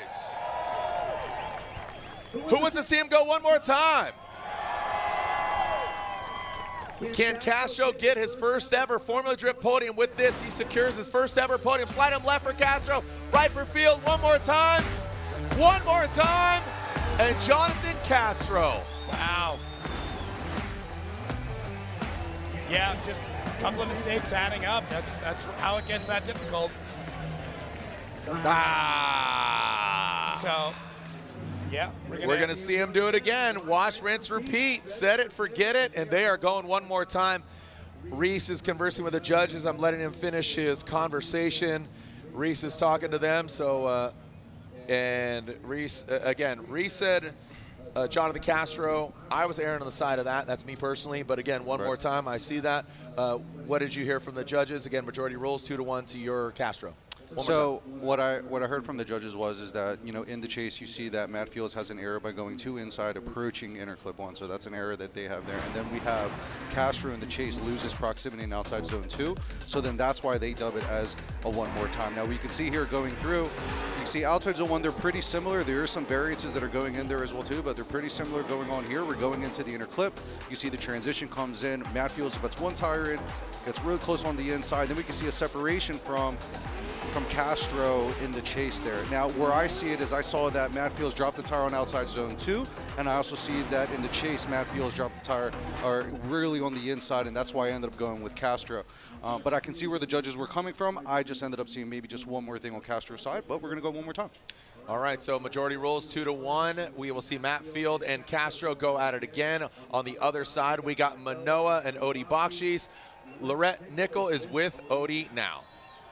Yes, absolutely, and I just wanted to make sure that I wasn't interrupting. I could hear Justin Pollock in Odie's ear. So we know that Amy Bakchis, multi-time spotter of the year, she's just graduated with her master's. Congratulations, Amy. She stepped back, and we have Justin Pollock that is now in Odie's ear, and I could hear that you guys were talking. You have credited Justin with making you a little bit uncomfortable. What does that mean? Well, you know, not in a bad way. You just get comfortable as a driver sometimes. And him and Amy are both just pushing me really hard this season. You know, they're kind of tag teaming this push and not letting me get away with a subpar run. And I really enjoy that. You know, I'm at a time in my career where I welcome that, and it's making me a better driver and making me enjoy the sport, and it's doing well. You know, I feel like there's always a lot more to improve on every single run because of them, and I feel like that's how it should be. Odie, best of luck. Thanks so much. Jared? Pushing them, twisting the screws. We'll take a short break. When we come back, some more action on the one side. Field and Castro one more time, and now Minowa and Odie. Don't go anywhere. Orlando Speed World playing host to round 3 of the Formula Drift Pro Championship. The Final Four is upon us.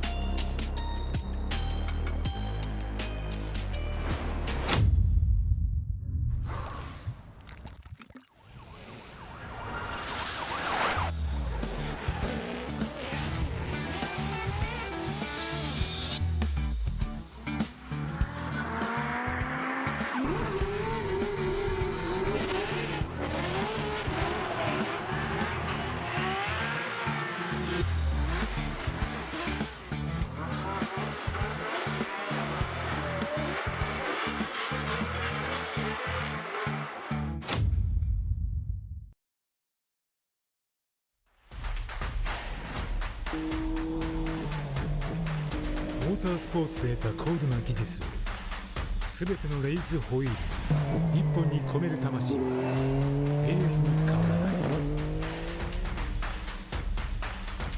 ビヨンド・ザ・レボリューション。ザ・コンセプト・イズ・レーシング。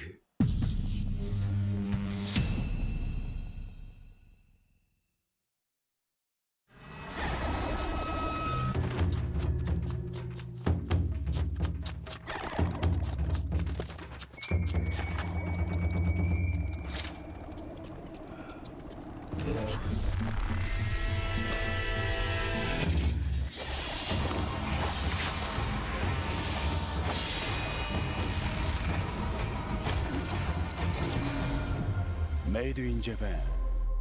Breed. New Fast Orange Body Wash was formulated specifically with mechanics in mind from the #1 brand in heavy-duty hand cleaning. You never know what you're getting into when you're working in the shop. The new body wash takes care of everything from my dirty hands, arms, and face to simply make me feel clean all over. Tiny wax beads help get the toughest dirt out, while also taking care of the strongest automotive odors like fuel, oil, and exhaust too. It's ideal for those areas of skin that are exposed to grease and grime during the day, but gentle enough to use all over your body. Find new Fast Orange Body Wash at O'Reilly Auto Parts.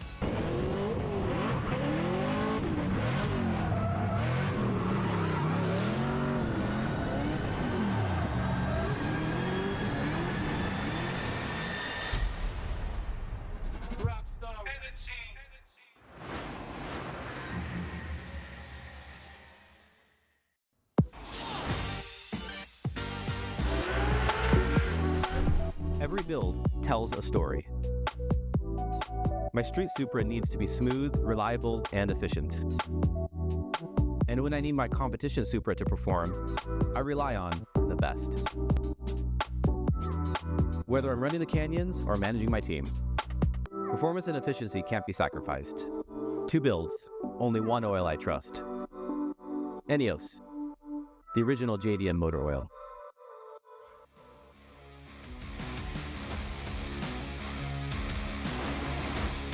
All right, we got Tiger blood running through the veins because right now we got Matt Field, Jonathan Castro, Hiro Minowa, and Odie Bakchis. Let's see what we got from Odie Bakchis.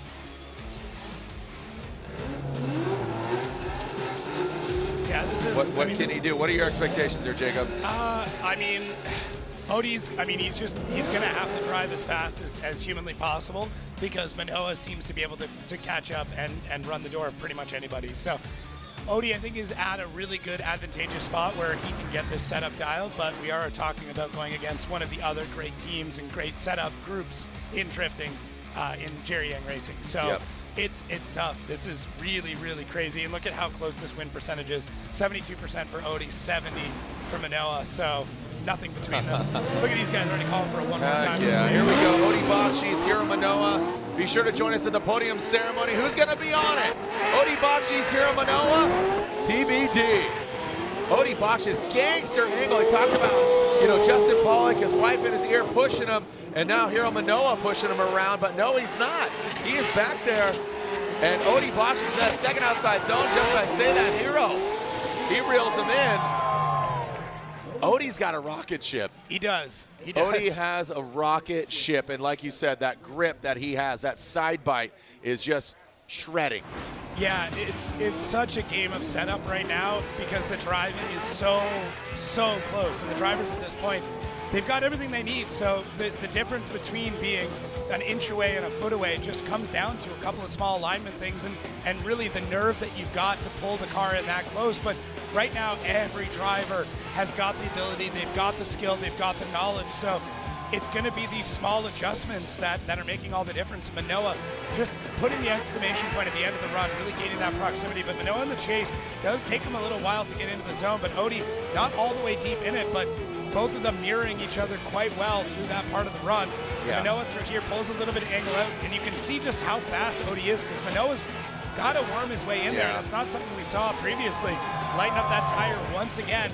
That's slightly concerning when you see a tire lighting up like that, because that's a lot of rubber you're now missing going into the next battle. So it's tough. I mean, if you see these tires at the end of these runs, there's almost nothing left. And it doesn't matter what brand it is, they're using everything they've got. Absolutely loose. Here we go. Hiro Minowa will lead. Odi Bakchis chasing him down. Who is going to the podium? Regardless, I believe it's not for certain. No. It's not for certain. As far as podium, because again, the loser effects, and again, the highest qualifying loser gets third place. All right, here we go. Hiro Minowa initiates. But right now, it's all about the victor, Odi Bakchis. Look at him, grinding in the door of that Ajuga Racing 86 into that inside clip. Transitioning into the second. Performing surgery. Hiro pulls away. Big angle from Hiro Minowa. And with angle, he's got that grip. He's got the grip, and he's sliding it sideways. And I mean, man, I ate some words on that one, and happily so. That like Minowa had another gear, he had more to go. I was really concerned when you see those tire fires. Not much left in that tire, not much left to go, and somehow Minowa pulls it out of the bag, and Odi right here, just on him, all over him, basically smothering him in the chase. They come to the first outside zone, and Odi actually checks up there, and I think that's kind of what caught him out. And he puts him on a slightly tighter line coming through the second inside clip. And now for the outside zone, Minowa just plants it, gets on that rocket ship, and just goes, man. That is wild. So this is what we talk about, where one small mistake can kind of throw the rest of the run for you, because look at Odi go. His first outside zone, just wild. And then Minowa right here dips that wheel in, transitions, and Odi just not able to answer coming through that inside clip. We push him around. Minowa very stable, and Odi just not able to get back into the pocket for the rest of the run. And I know we're going to need a side-by-side on this one. Absolutely. Might as well cue it up for the rest of the night. Right. Yep. Yeah, we are gonna. Yeah, this is where we are splitting hairs. And again, the judges have requested a side-by-side. We will see that. And it has been accepted. Here we go, taking a look at it again. Again, Odi leading on the left, Hiro leading on the right. Yeah, so both first inside or outside zones are pretty similar, although Odi holds proximity a little bit longer. And now it actually looks like Odi is slightly tighter on the inside clips in his lead than Minowa was, which, I mean, that definitely provides a pretty good opportunity for Minowa to get in there, but I would have liked to have seen Odi get back into the pocket on that second outside zone. I really think it kind of came down to just that proximity, because both drivers, I would say, you know, you've got a little bit of a bobble in the one outside zone. Odi had a bit better on the inside clips. Then to me it kind of comes down to our second outside zone. So yeah, it's still a tough one though, man. We're not talking about. All right, slide him left, slide him right. Hiro Minowa gets the win.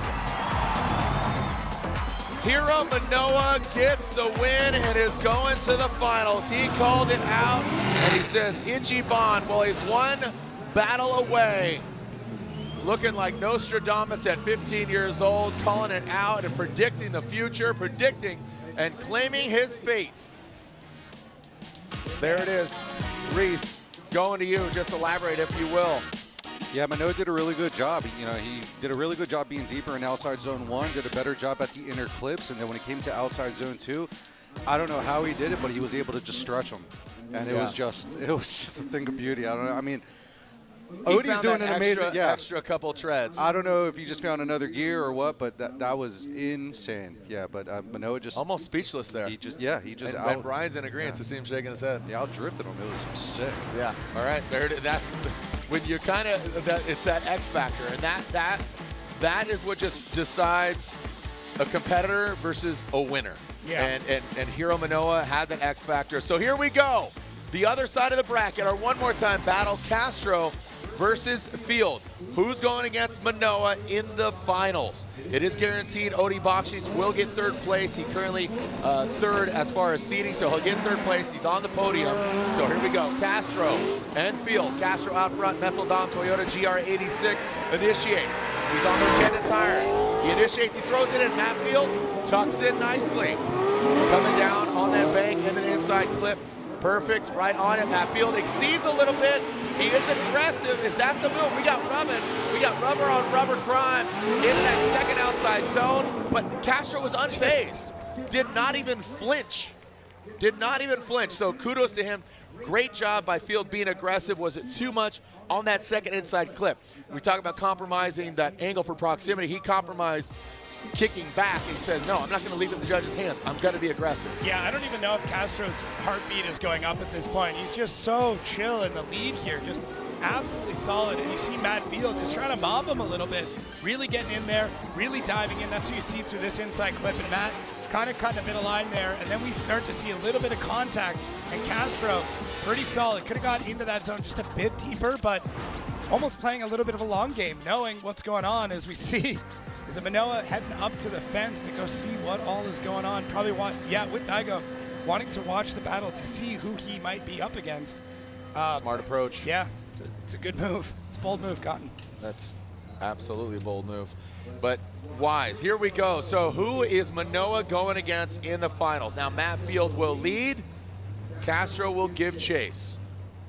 This is a one more time battle. It was really close. The win has almost come to a standstill. The flags of the different countries being represented, the sponsors, the top, the bleachers, they are just lying against the pole that they rest on. Let's send it. Here we go. Matt Field, you can barely see him across the Coliseum. That is OSW. Matt Field initiates. Castro tucks in nicely. Once again, tit for tat. Matt Field high on the bank, coming down into that inside clip, smashing down. Pass and inside clip number 2.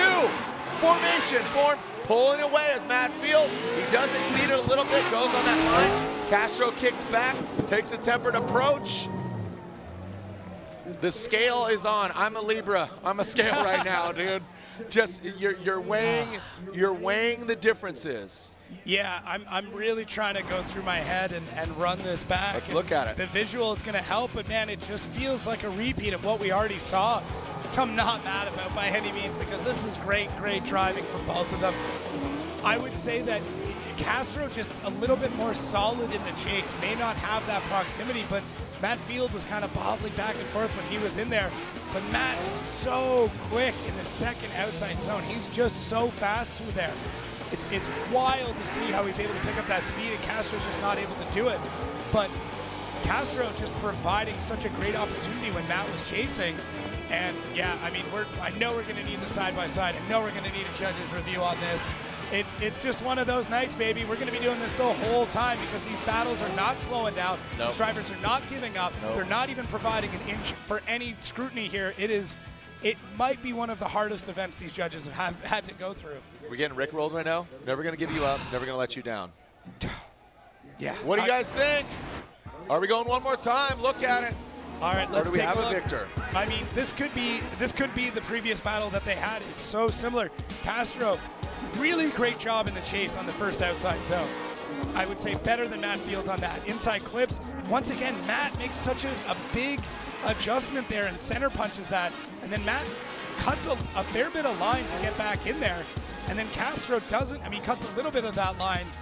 But man, so tough. This really does just feel like a repeat again, which I'm okay. I mean, I don't know what time. Listen, I don't live far from here, so I can get back anytime I feel like it. But man, what a Here we go. night. Slide of left for Castro, right for Matt Field. Castro gets the win! Castro gets his first Formula Drift podium. Castro is going to the finals. The judges are talking, and Castro is guaranteed his first Formula Drift podium. Wow. Shock. So deserved. Shock. Confidence.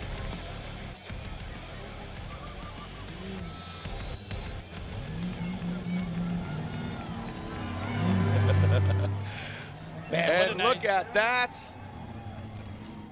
There's going to be a party no matter what else happens tonight. I mean, there is going to be a party here tonight. Jonathan Castro is so deserving of this moment. Just absolutely crushing. Oh, man. So proud of him. Reese, break it down if you will. Yeah, so I spoke with the other judges. They ended up going with Castro for them. They saw from their perspective, Matt Field center punched the inner clip 2, and then he also dropped the tire when he was in lead going into outside zone 2. Excuse me, after he was getting into outside zone 2, he ends up dropping the tire. I ended up going one more time because I thought Matt Field ended up doing a good job in the in the lead. Now you can see here, Castro's a little bit low in outside zone 1. I feel Matt Field's is a little bit deeper from my perspective as we're going through. We complete outside zone 1, we get into the inner clips. You can see the transition here. Matt in the chase gets a little bit too far in. He readjusts, does skate that inner clip, goes out. Now you can see Matt Fields in the lead. Drops the tire in, reforms out. There is a little bit of a separation there from Castro as well too. The judges ended up going with Castro, saying that center punch and that one tire in outside zone 2 was enough for Castro to get the win. You said it, you know, and there's a lot of people that are messaging me and saying, dude, a lot of people are pulling for Castro. Hat tip to Matt Field. That vodka will still be poured, and I think, you know, Matt will give Castro a drink, man, and celebratory. How great is this driving here tonight? The driving today has been absolutely phenomenal. You can see the drivers are definitely leaving the pocket open. The chases have been great. The transitions have been awesome. Like this is what we want to see. What I really like to see is that a lot of the chase drivers are matching angle. Yeah. And that's been a thing that we've been stressing for so much. None of that wide, shallow angle stuff. I'm happy that they're matching the angle. We're seeing angle. We're seeing people get sideways. That's what the people want to see, and that's what's exciting. Yes, sir. Thank you, Reese. Thank you, Brian. Castro's excited, but can he even better? His first podium. Will it be a win? Is it going to be second place? Hiro Minowa. We know Odie's got third. Congratulations, Castro, but can he even better? Hiro Minowa said Ichiban, TBD. Here at FD, we're talking about Formula Drift, round 3, FD Scorch, Orlando Speed World. You can feel it. Can you smell what the FD is cooking? We'll be right back. No problem. O'Reilly Auto Parts, top 16. We started with 33, 32, 16, 8, 4, and now the finals are upon us. When we come back, the lights are on, and it is scorched.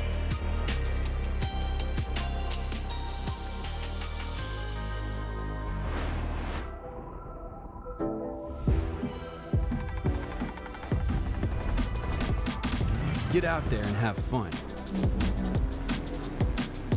Because you've got Meguiar's. And we've got your back. From wash, to paint care, to maintenance and more, Meguiar's has your hybrid ceramic solution for every adventure. Meguiar's, reflect your passion.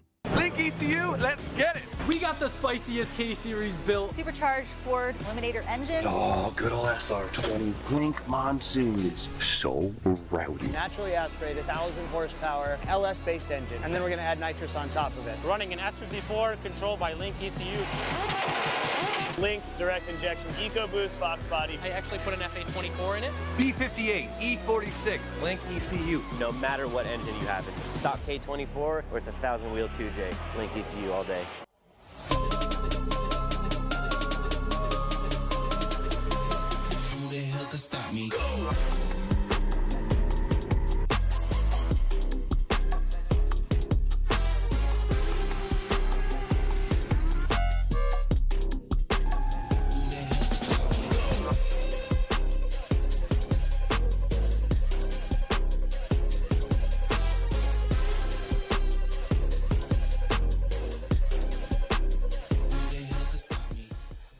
There's no better way to test your tires than on the racetrack. That's why at Kenda Tires, we compete with the same tires we sell. And that's how the technology built into every Vesda UHP Max Plus tire goes from podium to pavement. Whether you're a professional driver chasing podiums or a grassroots enthusiast looking for weekend excitement, Kenda Tires are designed for your journey.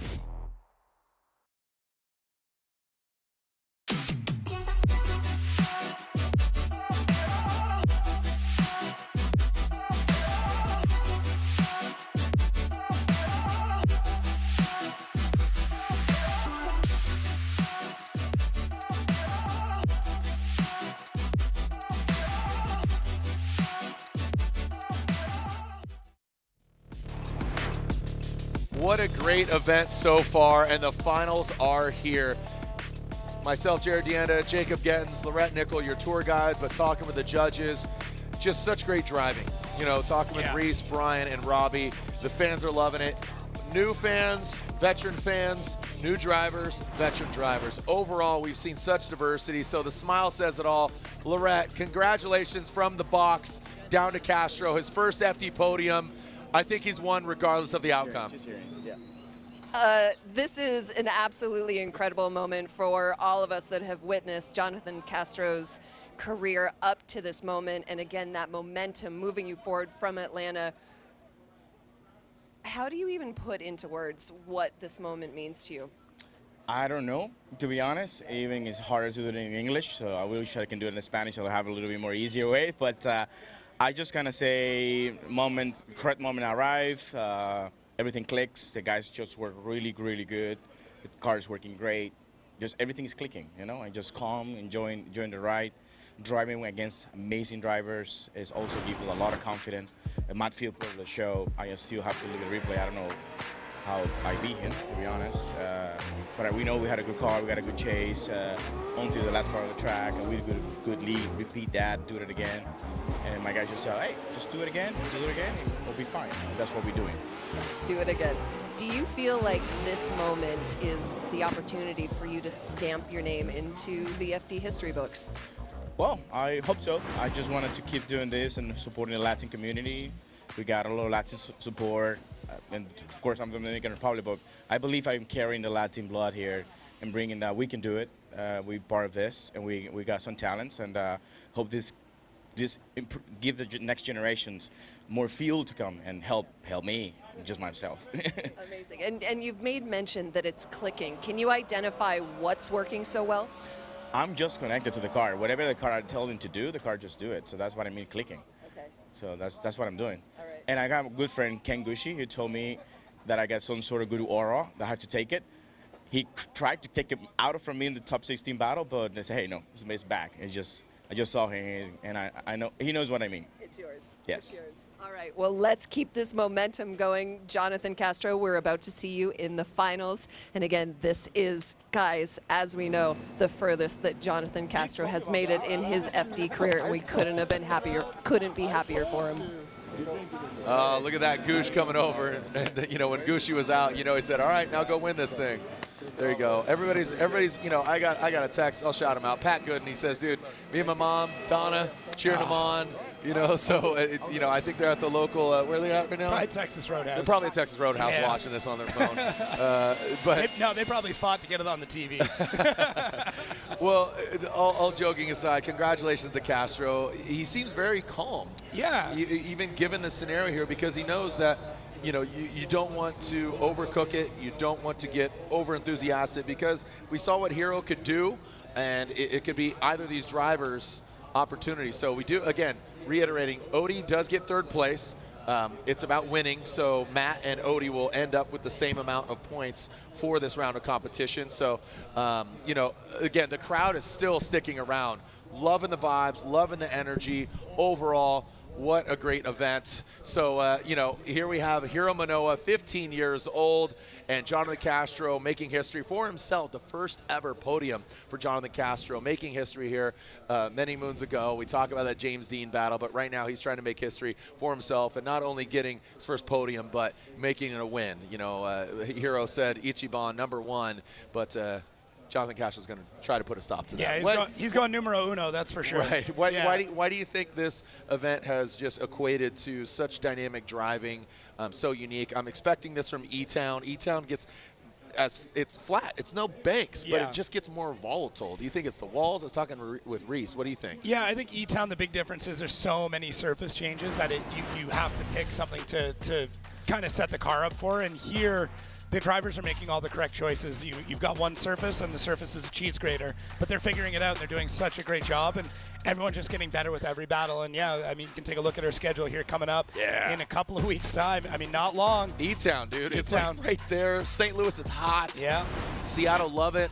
Utah. Yeah, big fan. Love Utah. You do? You do? I really, really like Utah. Utah's just weird. It's weird because there's no site. You know, it's like just expansive. It's beautiful. It's unique backdrop. It's very photogenic. Yeah. But the sight line, there's not much. Yeah, I mean, I really like Utah just due to the speed, the dynamics of it. It's a very tough track on drivers. There's not a lot of notes they've got on it, so it evens at the playing field. And for me, I mean, the elevation also changes engine setup a lot, so it really taps into all the technical stuff that I like to dive into. So for me, that's a big reason, and it's just stunning. Yeah, that's why I say it's beautiful. photogenic. You know, Utah's a interesting market when we go up there. You know, they fan of motorsports, side by sides, off-roading, skiing, snowboarding. I mean, Utah Motorsports Campus and Utah Sports Commission welcomes us with open arms. I've been there with Nitro Cross, Red Bull Rally Cross. I mean, many different things. Speaking of Red Bull, there's that Red Bull pilot there, Hiro Minowa. This is the moment before go time. Hiro Minowa, you saw him looking at his phone immediately as he finishes. You saw him go up to the line with Daigo. You know, his mom is dad, Daigo Saito, in his ear. He's got so many different resources, and you know, he's won an FD Japan 2 rounds ago, or excuse me, most recently, and then Ken Gushi won a round. I mean, just so much knowledge and equity here for Hiro Minowa. Yeah, he's so much more than just a young sim drifter. It's such an easy thing for us to tap into when we talk about it because it's incredible. But real life drifter, he is absolutely wild, and he is the next great competitor, and that's what we're seeing here right now. Well, Lorette is going to have a few words. It says "Born to Slide" on his helmet. Lorette, I don't know if you saw that, but you're down there with Hiro. Yeah, absolutely. And guys, he was in the moment, and just you could see him working his way through the track mentally. Hiro, what are you processing right now? Like, I'm so excited now for driving the final. Last year I couldn't get the first place, but this year I will get the first place. Best of luck, Hiro. Short, abbreviated conversation, focus. I will get the first place. Just as simple as that. The confidence on either side of this starting line. When we come back, the spirit of drifting is alive. Nobody's going anywhere. They want to find out. The hair on your arms are standing up just like mine. Jacob, I see it as well. When we come back, the finals are upon us. 15-year-old Hiro Minowa or Dominican Republic's only Jonathan Castro when we return.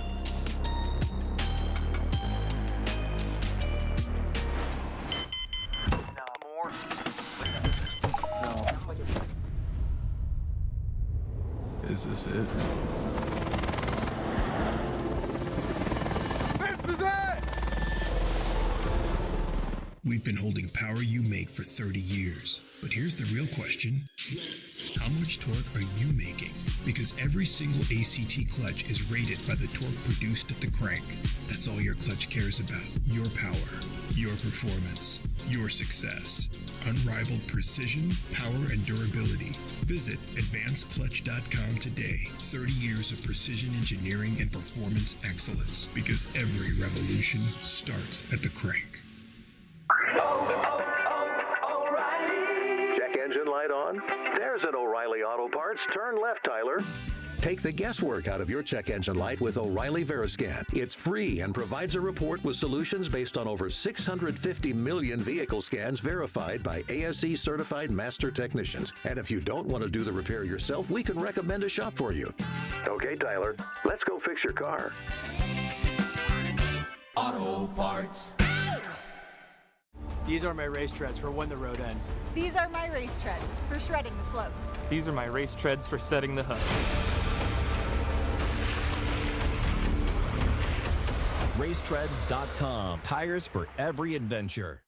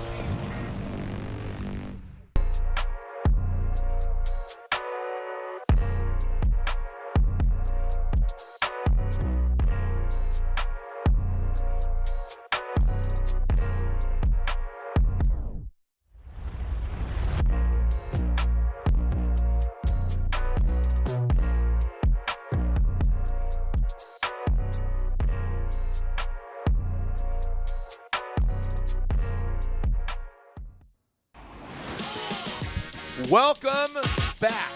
And if you're just joining us, this is Orlando Speed World.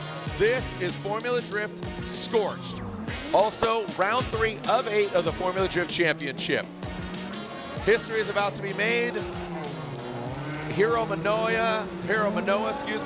Minowa, full name, 15 years old. He claimed it, Ichiban.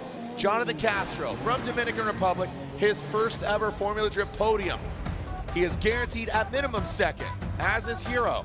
But both of them want numero uno or Ichiban. Number 1 is what it equates to. Hey, let's turn your phone lights on, film this thing up. Turn your phone lights on and light up the night. Get it going, light them up. Let's see you. Come on, turn on your lights on your phone. Let's get a photo going, light up the night. And let him hear you. Send it! This is Jonathan Castro and Hiro Minowa. And it looks like a restart. Just to build the tension. So again, on your phone, turn on your light it up for our photographers and let them know you are here. Let's get the spirit of drifting lit up here at OSW. That was, again, a strike against Hiro Minowa. Excuse me, Jonathan Castro.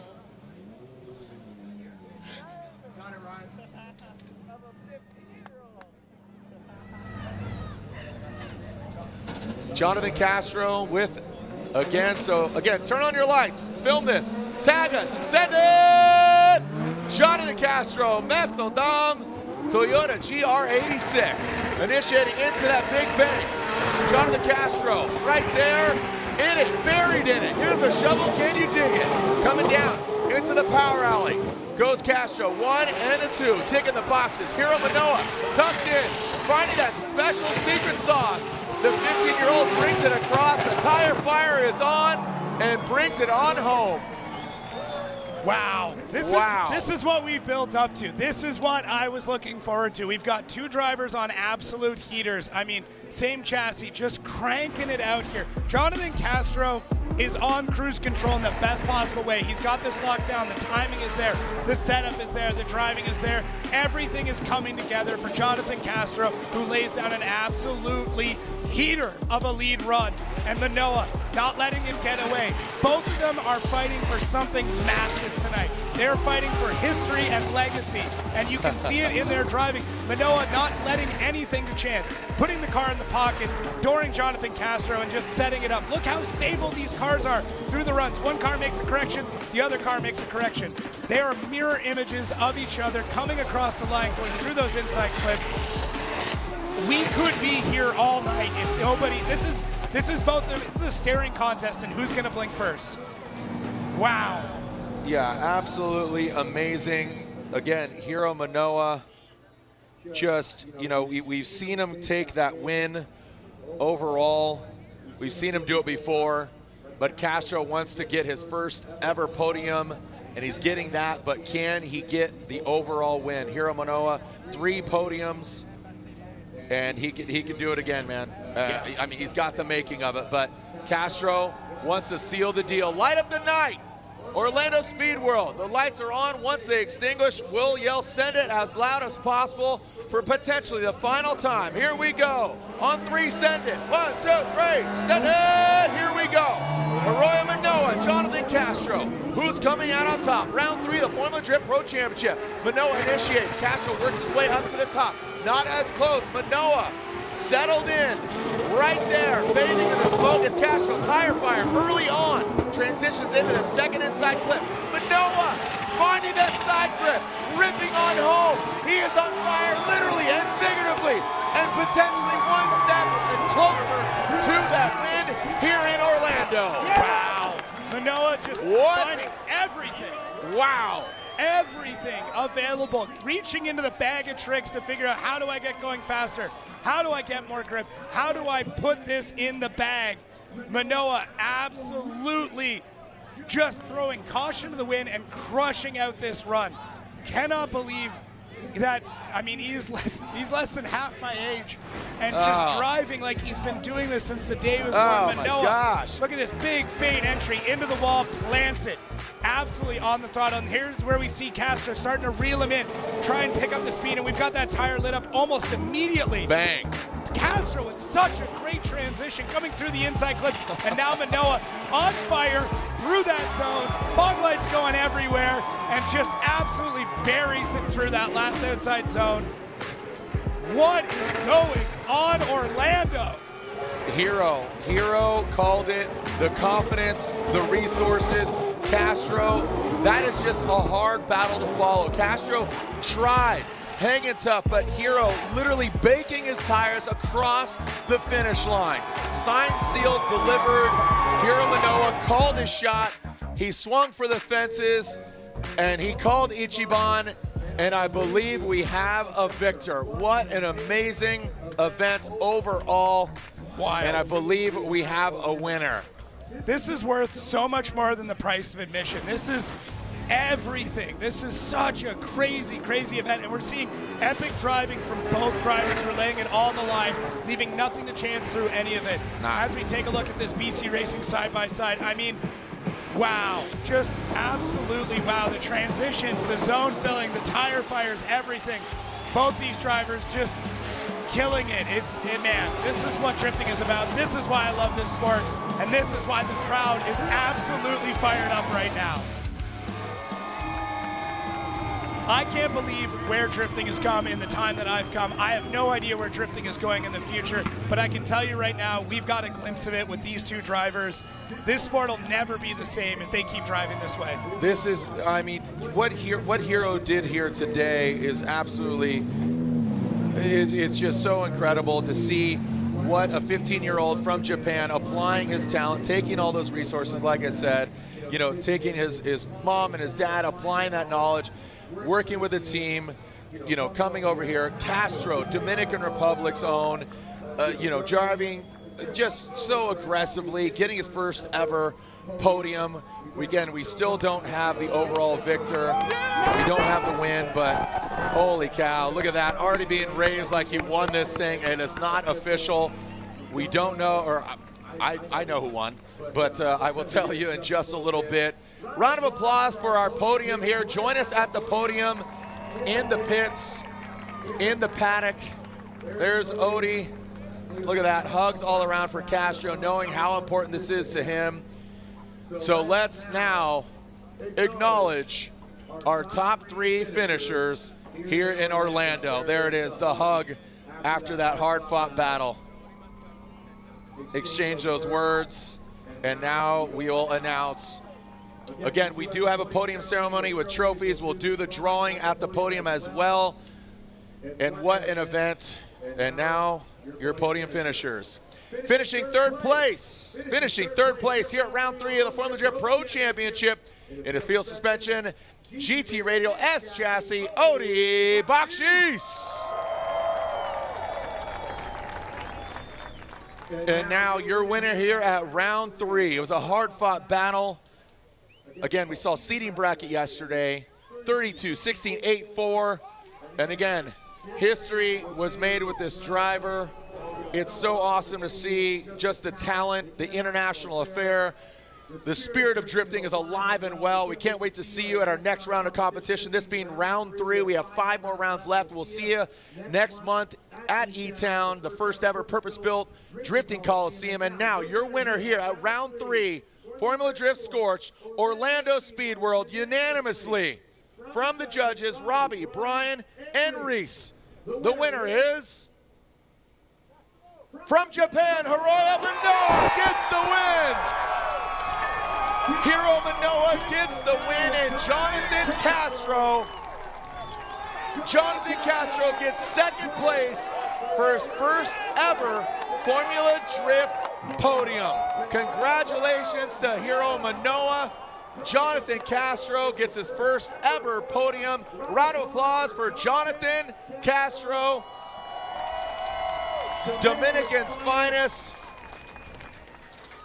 And at 15 years old, multiple wins now under his belt. The percentage is that again, just overall, just the percentage is of championship status already at this young age. Let's throw it down to Lorette, who is with the young buck and the winner here in Orlando. Down to you, Lorette.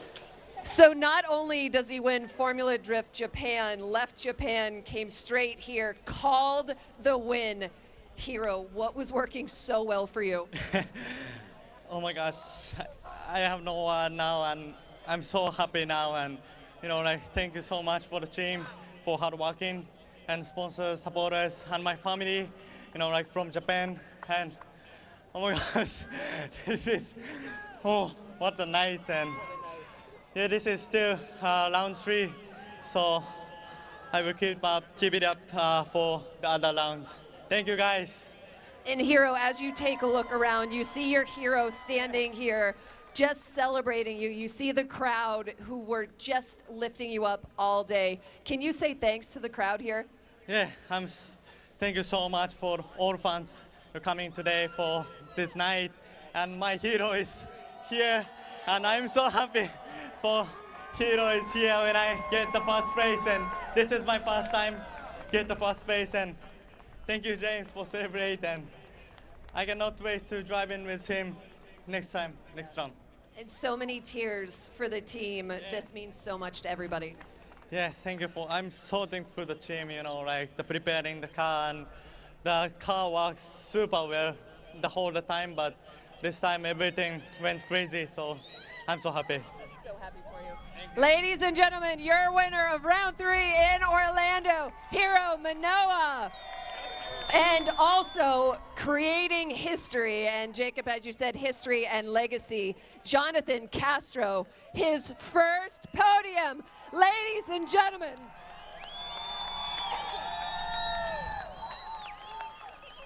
This obviously means so much to you. What are you processing right now? First, you're crying from me, right? I just got choked up. She's crying right now. Well, super honored to be here, driving against all these drivers. It's been a great event. The car's working awesome. This Toyota GRDC is just a rocket ship. Thanks everyone for helping making this happen. Fans, family, thanks God that we're here. My team, those guys are the reason we have this car working today. And it was a long time to be here, but we are moving forward, making a great steps. So we are extremely happy about it. Y la comunidad dominicana, lo vemos en New Jersey, vamos a darle, Mango Power, estamos tirando para adelante. Sorry, a little bit of Spanish. Appreciate you. I think I asked you a little bit earlier, do you know what's made the difference? Like I mentioned, I just relax, enjoying the car. The car is working well. It's clicking to me, my arms, my mind. All the crazy things is just happening, so just keep pushing. That's what we're doing. Ladies and gentlemen, in second, Jonathan Castro. Lorette, thank you so much. We're going to sail the 7 seas later on. As Jonathan Castro, I feel your emotion. Castro, just a cool cucumber, man. Again, going to Reese for the final time here this evening. Great driving collectively, but Hiro Minowa just had that special X factor, literally setting his tires ablaze across the finish line and solidifying. There was no doubt he was getting not handed that victory, he deserved and earned that victory. Yeah, that was a well-fought battle by Minowa, and it was also a really good battle that Castro put up as well, too. This wasn't a blowout by any means. This came down to just a few feet there, a few feet there. It was just absolutely just a phenomenon. Now, if we want to go through the battle here, we can see Minowa, by comparison, gets a little bit better, was able to have better proximity. And you can see as you go into the clip, I feel like Minowa does a better job with the inner clips. You can see Castro is just a little bit on the inside there, and then we see the separation happen when Minowa just puts on the afterburners. You can see when he's chasing, he's definitely right up on his door. So we have the proximity, we have just a phenomenal job by Minowa doing everything he needed to do. I mean, like I said before, he just had his Wheaties today, and man, that was.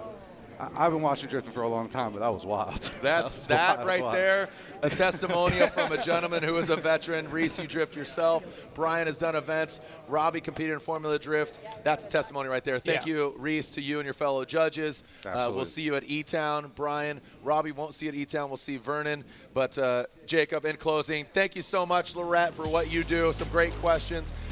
Let's take a look at those current standings, but what an amazing event. Your closing thoughts. Yeah, just so happy to be a part of this, that I was here with everybody to get to see history being made, and look at Minowa now up in third. Castro tied with him in fourth, and Bakchis tied as well, all with 80 points. This race isn't even close to over. No. We're just starting in the championship points. What a heck of a night, man. Thank you so much, Jacob. Appreciate what you do. Some great insight, great perspective.